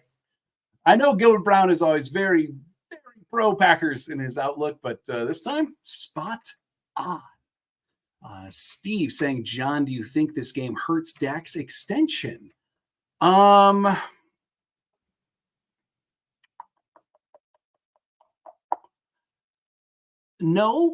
and I'll say that just from the standpoint of they're going to face the exact same thing with Dak this time that they did last time. Dak taking the snap, speaking of Dak, rolling out to the right, and he was about to run it before Kingsley Enagbare caught him and tackled him going out of bounds. So under 7 minutes to go in the game, Dallas' second and goal, a few yards shy of the end zone. Because I think Dallas is going to find themselves right in the shoes where they found themselves last time of like, he's going to demand the world. They're going to look at his regular season numbers and go, dude's a competent quarterback. Is he good enough to get us to the promised land? And if not him, who? And then they'll pay him. I think that's the conversation to be had there. Dak dropping back now, and he's looking for somebody. He's down. Sacked. Lucas Van Ness with the sack on second and goal. The rookie getting his first playoff sack. We'll take that all day. John Mark Liddell, a loss like this is bad enough to make Jerry Jones want to build a new stadium just to get rid of the curse of the Packers. There's something about Dallas that Green Bay, and maybe it's just wearing the green jerseys on the road. Maybe Dallas has got to knock that off. But there's something for sure. Dak now on 3rd and goal, dropping back, looking to the end zone, then that's caught. So Dallas trying to come back, but you got to say this is probably just some garbage time points as Dak hits Jake Ferguson. That is Dak's second passing touchdown of the day and increases Dallas's score. Maybe not their chances to win. Darnell Savage looked to be the one on coverage there. Yep. All right. David saying, I'm a huge Clifford fan, but I never thought he should have replaced Love. This is like Bart being backed by Zeke. Whoa, I like that. The thing is, even the day that they drafted Sean Clifford, I said they are picking him for more reasons than just playing quarterback. He is a leader. He had been a captain for 6 straight years between high school and Penn State. He just looked like the kind of guy that Green Bay loves to have as a backup quarterback. Ultra high character, ultra good locker room guy. You know, think back on like Doug Peterson, Matt Flynn. Like those are the guys that they always seem to go for. But I will tell you, as someone who spent too much time with people at training camp, where every single throw Love would make that was off was, I think they got to play that Clifford kid. Oh, there. I'm not saying you were one of them, David, but holy buckets, there was a chorus of them, no doubt about it. 2-point attempt for Dallas. All right, so Dak in shotgun for this 2-point attempt. There we go. Snap is in, and they try running it up the middle. Yep. Green Bay's like, oh, you got us. 48-24, 5:54 to go in the fourth. or whatever heck his name is. Chris saying, well, I don't know what to say. That's what happens when you have Satan starting. Go back. PGP. Is this supposed to be GPG? Chris, you're changing it up. Joe saying, I still respect McCarthy. I hope Jerry sees the season as a whole, not just this game. Yeah, I agree. Oh, yeah, there's the correction from Chris. Go Pecco. Okay. And Solar, you're heading out. See you, Solar. Thanks for joining us. Bye. Always great to have you here. Thank you. We will see you next week for another watch party. Joe, I still respect McCarthy. Yeah, I do too. Like, his flaws are apparent. They're evident. It's not hard to see. Dude's a good coach. And we don't need to dwell on this or anything, but like, yes, I am a Mike McCarthy fan. Mm-hmm. I do believe his time in Green Bay ran its course, and that happens in leadership a lot. So I do have full faith that if McCarthy is let go by Jerry Jones, who is nuts enough to just clean everything out, I think we'll see McCarthy again. Rocket Knees saying Dallas will never win anything until Jerry Jones retires. It's kind of what the evidence says. Yeah. Jerry Jones is one of those perfect examples as to why I'm thankful Green Bay doesn't have an owner. Yes, 1,000%. Peter saying first playoff game of Jordan Love and a perfect rating of 158.3. Neither Favre nor Rodgers did that. No, they did not. What is the highest rating you can get for a quarterback? 158.3. Yes. Per the NFL quarterback rating system, Jordan Love has a perfect quarterback rating. That means that this is a perfect performance. So, yes, indeed. Rocket Knees, watch the clip of Clifford celebrating after the Bears win. That's why he is our backup. Yes, exactly, Rocket Knees, where he's running around with like the laundry bucket where someone else was in it. Yes. Or every so often on the sidelines, there was one really early in the year where like a wide receiver for the opposing team got tackled out of bounds or like dropped the ball out of bounds. Something bad happened for the wide receiver for the opposing team. And Clifford was just standing there going, like, that's why they love him. That's why they picked him. For when you have somebody who is still vital to your team, who's going to be there all the time, but is never really going to touch the field, character is extremely important. Oh, completely. And especially for a backup quarterback, because in so many regards, especially with a young QB, the backup quarterback's job in a lot of ways is to serve as an intermediary between player and coach, right? So like in Dallas trying an onside, it squirts through Jaden Reed's legs, but it's recovered by Green Bay. At about the 48 of Green Bay side of things, so nearly midfield. But the thing is, so many times a backup quarterback is supposed to be a translator between quarterback, coach, and player, or just another set of eyes that is a peer set of eyes for the quarterback to rely on. Clifford, having so much experience at Penn State, seemed like a rookie who would be able to come in and be that even as a rookie. And by all accounts, it's working. And now he's making his playoff debut. Yep, there he is. Scott saying Love is hearing ching, ching, ching. Mm-hmm. That mid-May contract extension, yeah, it's going to be pricey. Green Bay going to have cap problems again. All right, so Clifford under center, 5:52 to go. He drops back, hands it off to Manuel. No, Patrick Taylor getting some run. Patrick Taylor with the carry, gaining about 2, and we have a flag. Flag on the play. We have a flag. All right. Come on, refs. Miserable Let goat. The boys play. Miserable goat. You deserve all of the flowers, my friend. Like all the credit. You have been saying all along, all week, that this would be a blowout by Green Bay. You, sir, were right. Tip of the cap to you. If Dallas knew what was coming their way, they'd forfeit. They should have. You've been spot on all week, man. Full credit. Peter saying Dolphins and Cowboys turn out to be playoff frauds. Eagles are next. What things are going for the Eagles and A.J. Brown being out? Oh, my gosh. Yeah. Carry for Patrick Taylor gaining a couple. Undo their false start. Should cut it down to about 2nd and 12. Steve, Steve saying, John, who do you like in tonight's game, Stafford or Goff?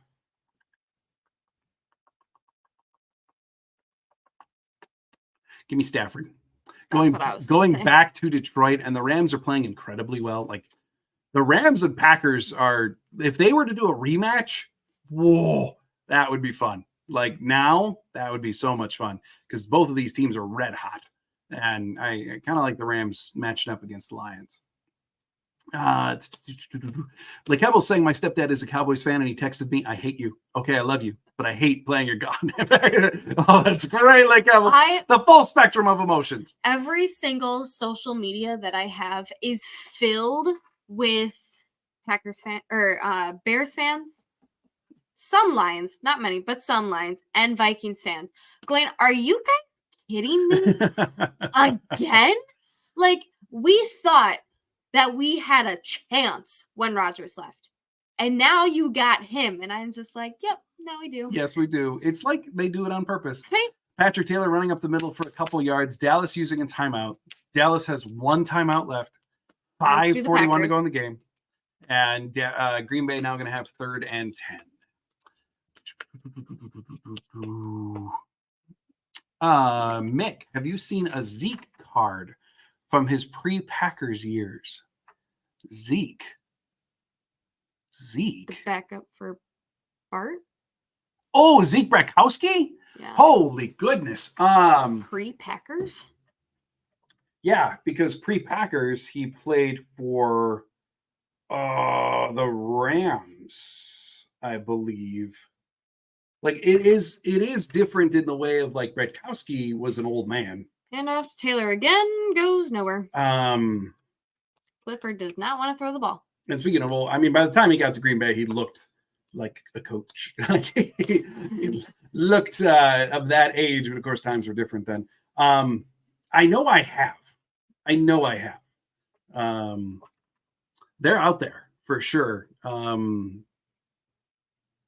I really want to say he was a starter for the Rams in that era, but I'll have to double check for sure. Steve, I really didn't expect this. I halfway expected to score to be flipped, man. What a shocker. And I've been a Packers fan in 65. I'm an old guy. Well, I mean, I was not expecting this. I was expecting a close game. I did really think Green Bay could win. I did not expect a blowout. Green Bay, Dan Whelan, the Irishman punting now. Fair caught at about the 8-yard line for Dallas. 4:49 to go. Dallas, of course, is going to come out and run their offense. They're trying to come back yet.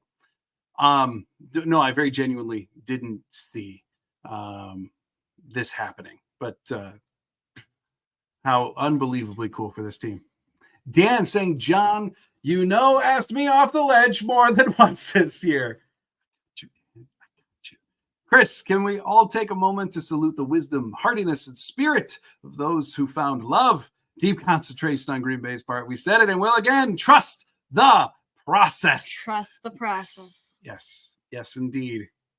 Dak now rolling out of pressure. LVN giving chase. Holy buckets, LVN. That is a terrifying man chasing you from behind. But he brings down Dak, who gained about 12 on the scramble. 4:30-ish to go in the game now as the Packers have doubled up the Cowboys. Gary, let's do this again next week, guys. Lots of fun hanging out with y'all. Oh, and lots of fun beating the Cowboys. Go, Pack, go. Go, Pack, go. Gary, we'll be happy to have you again next week. Dak now taking the shotgun snap, rolling to his left, airing it out deep, and he's got CD. And that's going to demolish some player prop bets as he hits CD going deep. Just over 4 minutes to go in the game. They've got the ball in Green Bay territory now for sure. Let's see exactly where he wound up. Yeah, they're going to be close to about the Green Bay 30. Scott told everyone last week Pack would win this one. Yes, you did, Scott. Full credit to you for that. Rocket Knees, you guys are awesome, Packer couple. Great job at the stream as always. Go Pack, go. Well, thank you, Rocket Knees. Appreciate you being here. Anthony Sola saying, oh, what a time to be a Packers fan. I'm happy for you all and your team, John. Thank you, Anthony. Means the world to us. Thank you. Thank you very much. And Joe saying, I've been listening to a Vikings podcast lately, Paul Farrington show. They are very respectful and also talking about how good Love and the Packers have been. That's phenomenal, Joe. I'm not familiar with that show. Slayton and somebody else. And now Slayton and the ref are going back and forth. Calm yourself. No, I'm really happy to hear that. I know we make jokes and stuff, but I do very genuinely try to be respectful to other teams. And really cool to hear that there's a Viking podcast that does that. That's nice. Ah, Slayton. Come on. Dude, you can't lose your cool now, man. Right? Like, at all the times. Whoa, Slayton, no. Oh, boy. Peter saying the dark look on McCarthy's face reminded me of so many playoff memories. We've seen that face a time or two before. That's the thing. We can be sympathetic to Dallas. We've been here. It is hard to say. Like, Green Bay just came out and just thumped Dallas. Yes. I mean, like, all gas, no brake the entire game. Dak going to the end zone. That's touchdown. So Ferguson's having a good game. Dallas continues to chip away here in garbage time, but you got to think they're going to go for 2 again. You would think so. See, honestly, if they get this 2 and make it a 2-score game, we may see Jordan Love come back in the game. Yeah. Because, I mean, a 2-point conversion makes this a two-score game again, and getting the close. Defense definitely is letting them score. They're just hoping to take time off defensively right now, but maybe they started that a little too early. Yep. So 2-point attempt now for Dallas. Dak in shotgun, empty set, 3 receivers off to the right, 2 to the left. And Dak's running it. Dak's got it. Makes it 48-32. Oh, we didn't update after the last one. Sorry. 48-32, Green Bay. Yeah, I won't be shocked at all if we see Love come back in now. Yep. Scott saying, John, you've made the season so much more fun. Thank you. Oh, thank you, Scott. Appreciate that. Appreciate the kind words. Steve, come on, Packers, put this game away. Cowboys just scored again. Yep. That's right. Yep. I think just because we're in the lead doesn't mean we got to let them do whatever they want. They may have kicked in their prevent defense a drive too early. Yeah. Chris, one of the Bears players, was talking trash about our Packers' big personal trash. If they beat us in the future, I dare the Bears to run their mouths. We have earned the right to own them. Bear down. Yeah, I'm with you, Chris. Like, at this point, pretty much everyone but the Lions in the NFC North better start recognizing and bowing down to the fact that Green Bay is not just back. Green Bay is good. Mick saying rolling screen. Was that maybe in regards to a play that the Cowboys did? Potentially. I'm in comments now more. And the onside kick is recovered by Green Bay. Dallas has 1 timeout left. That certainly is going to come into play here. Green Bay also 1 timeout left. I think the defense was also planning on Sean Clifford's first playoff drive to take a little longer than it did. Oh, quite possibly. I mean, it is entirely possible. The defense, went in to prevent 2 drives ago thinking like, well, Green Bay will at least be able to run out more clock. Yeah. And then nope. Didn't happen. Just kidding. Oh, my goodness. 36 wins is the most in NFL history in a 3-year span without championship game appearance. Woof. Yikes. That's not fun. This is going to be a long off season in Dallas. Yep. Let's see. And I do think that is Love back in, isn't it? Yep. Love's back in, as is Aaron Jones. And Aaron Jones is pushing. Fighting. See, the thing is now, like, you've got Tom is back in because they relieved the O-line a little while ago. Like, full starters appear to be back in now for Green Bay. And here is the final Cowboys timeout. You now, like, from a health standpoint, need to be playing it so safe. I understand bringing Love and the starters back in, 3:18 to go. At the very least, run out this clock and end this thing. Don't allow Dallas another potential chipping away drive, right? I get it. I get putting the starters back in. But now, I mean, you've got to be so careful. Yeah.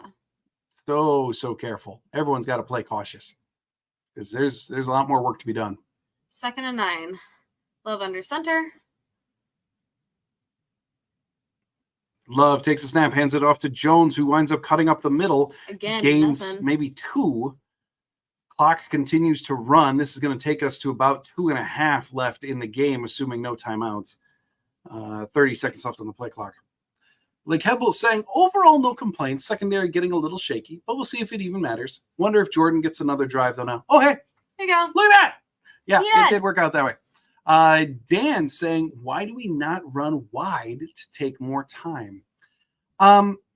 My assumption is, like, when they are deciding to run the ball, that they just want to call the most successful run.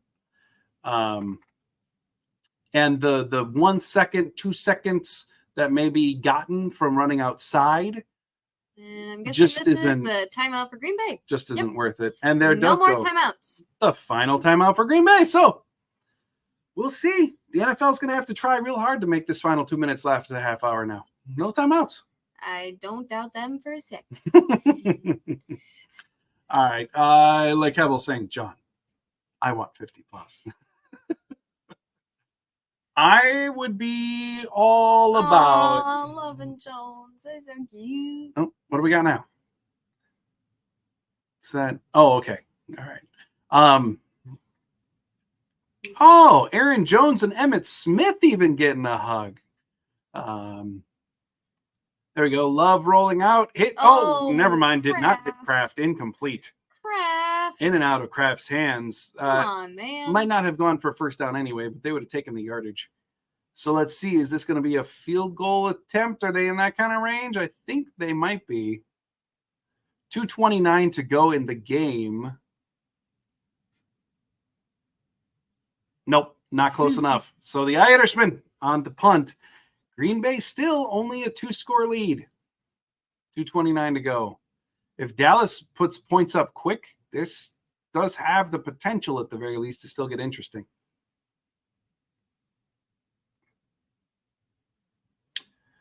Punt is up. And fair caught. So it's going to have to be a long drive for Dallas. Fair caught at about the 7-yard line.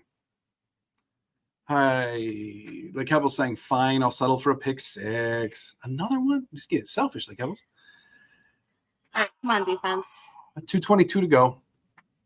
Like we said, no timeouts remaining for anybody.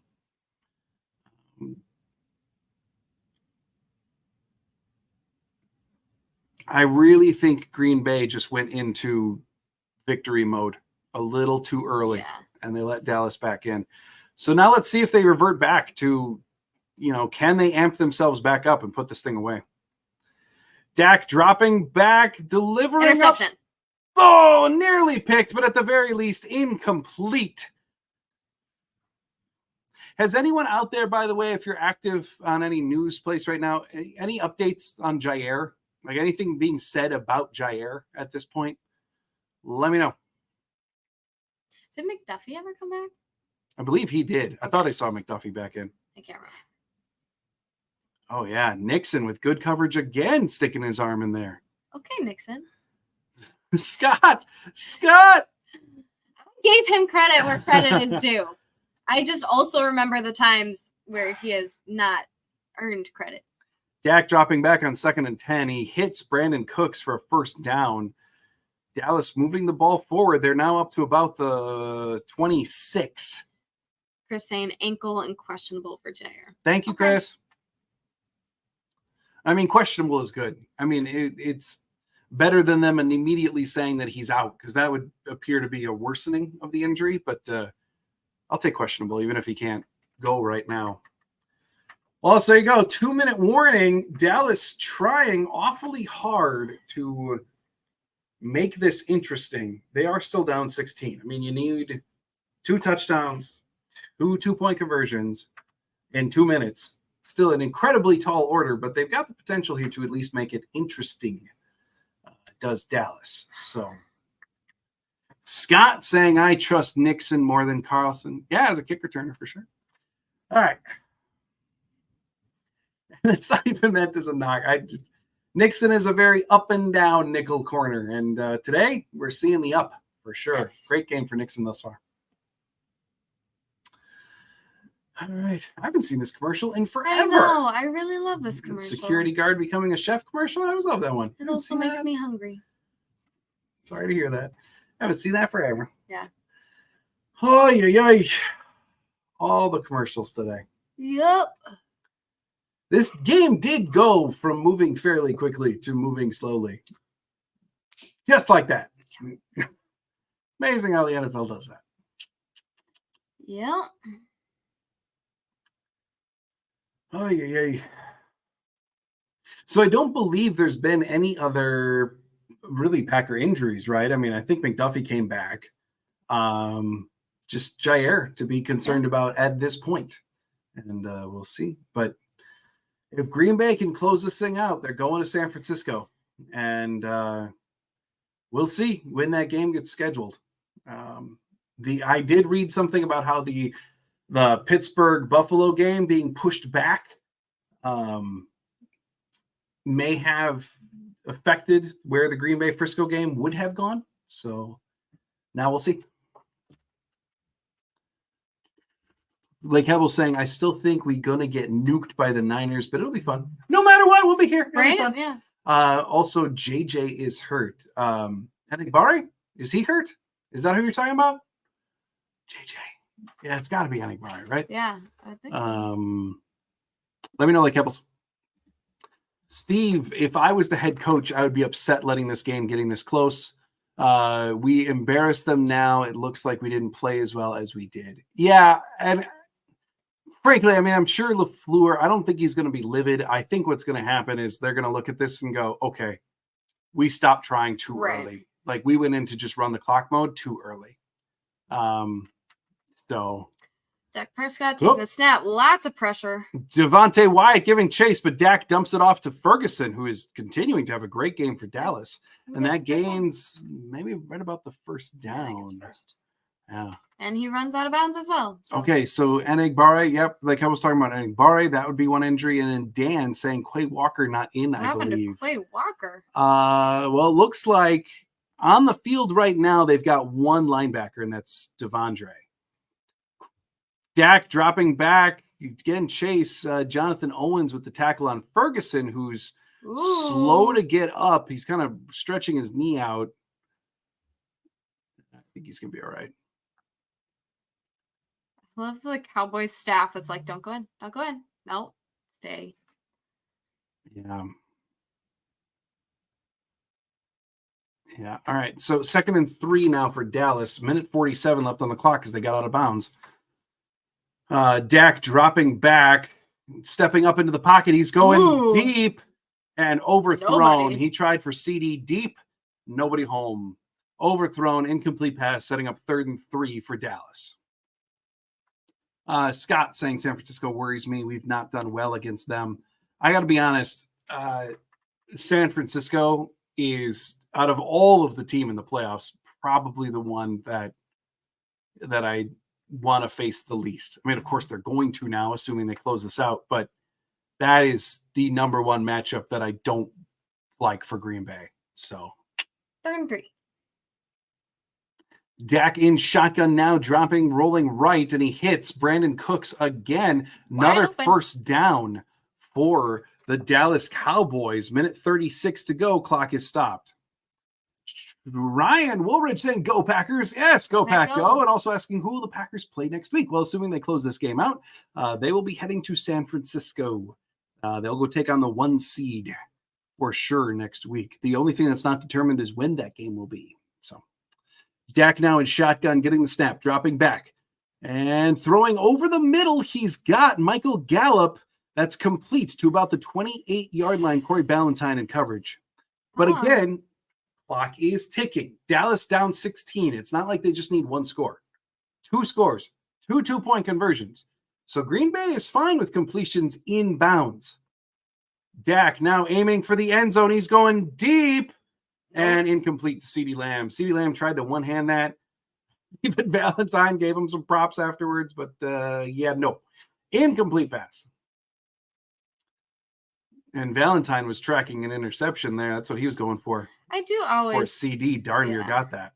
I do love when you see the cross teams just yeah, that was good. I can't say anything. That was good. Good job. Yeah. 2nd and 10 now for Dallas on the 30-yard line. Dak in shotgun, empty set, takes the snap, drops back, steps up in the pocket, throws left, and that's complete. And the clock keeps on rolling. Luke Schoonmaker did not get out of bounds. The clock keeps on tick, tick, tick, tick, tick, tick, tick, and 50 seconds to go in the game. Dak in shotgun, 3rd and 3. He's got 2 receivers off to the right, 1 off to the left. He takes the snap, drops back, steps him into the pocket, but there is Preston Smith. Preston Smith with the sack on Dak. And the clock now will run. 33 seconds to go in the game. Notice Rashawn Gary is not out there. I'm not saying anything. I'm just saying. 4th and 8, 25 seconds. Dak drops back. Dak heaving it up to the end zone. He's thrown a rainbow out of the back of the end zone. That's incomplete. And this game is complete. Woo! What a marathon game for the Green Bay Packers. But 48-32, 16 seconds officially left. No timeouts left for the team. LaFleur looks just as exhausted as us. Yeah, LaFleur's place was like, it shouldn't have been that bad. Like, no. The end should not have been like that. No, I really honestly think they just let the foot off the gas too early. So first number 7 seed to win in the postseason in NFL history. Granted, the number 7 seeds have only been around for 3 weeks, but nonetheless, huge victory for the Green Bay Packers, advancing on to round 2 of the playoffs. Now we just have the inevitable knee. Jordan Love going to go out there, take a victory formation knee in his very first playoff game. Wow. What a performance for the Green Bay Packers. They're going on. They're moving on. They're taking on San Francisco next week. And we'll be here. We'll be doing another watch party next week. Oh, you betcha. We're not done with you yet. Bottom dollar. But Green Bay, what a win for the youngest team in the playoffs in a half century to go into Dallas on the road and win and move on. We ended their streak. We did. 16 straight games at home. Dallas Cowboys won. But Green Bay extended their streak of winning 6 straight times in Dallas. So we'll take it. Yeah. We'll take it. All right, everybody, we got to jump. If you want more of me, hop on over to the Bleacher Report app. I'm exclusively going to be there, just doing a reaction, interacting with people in the chat. No real conversation topic. We're just talking this game, interacting with people in the chat. So hop on over to Bleacher Report if you'd like to see more of me. But we are out of here as the Green Bay Packers claim victory over the Dallas Cowboys, 48-32. Have a great night, everybody. And as always, go Pack, go.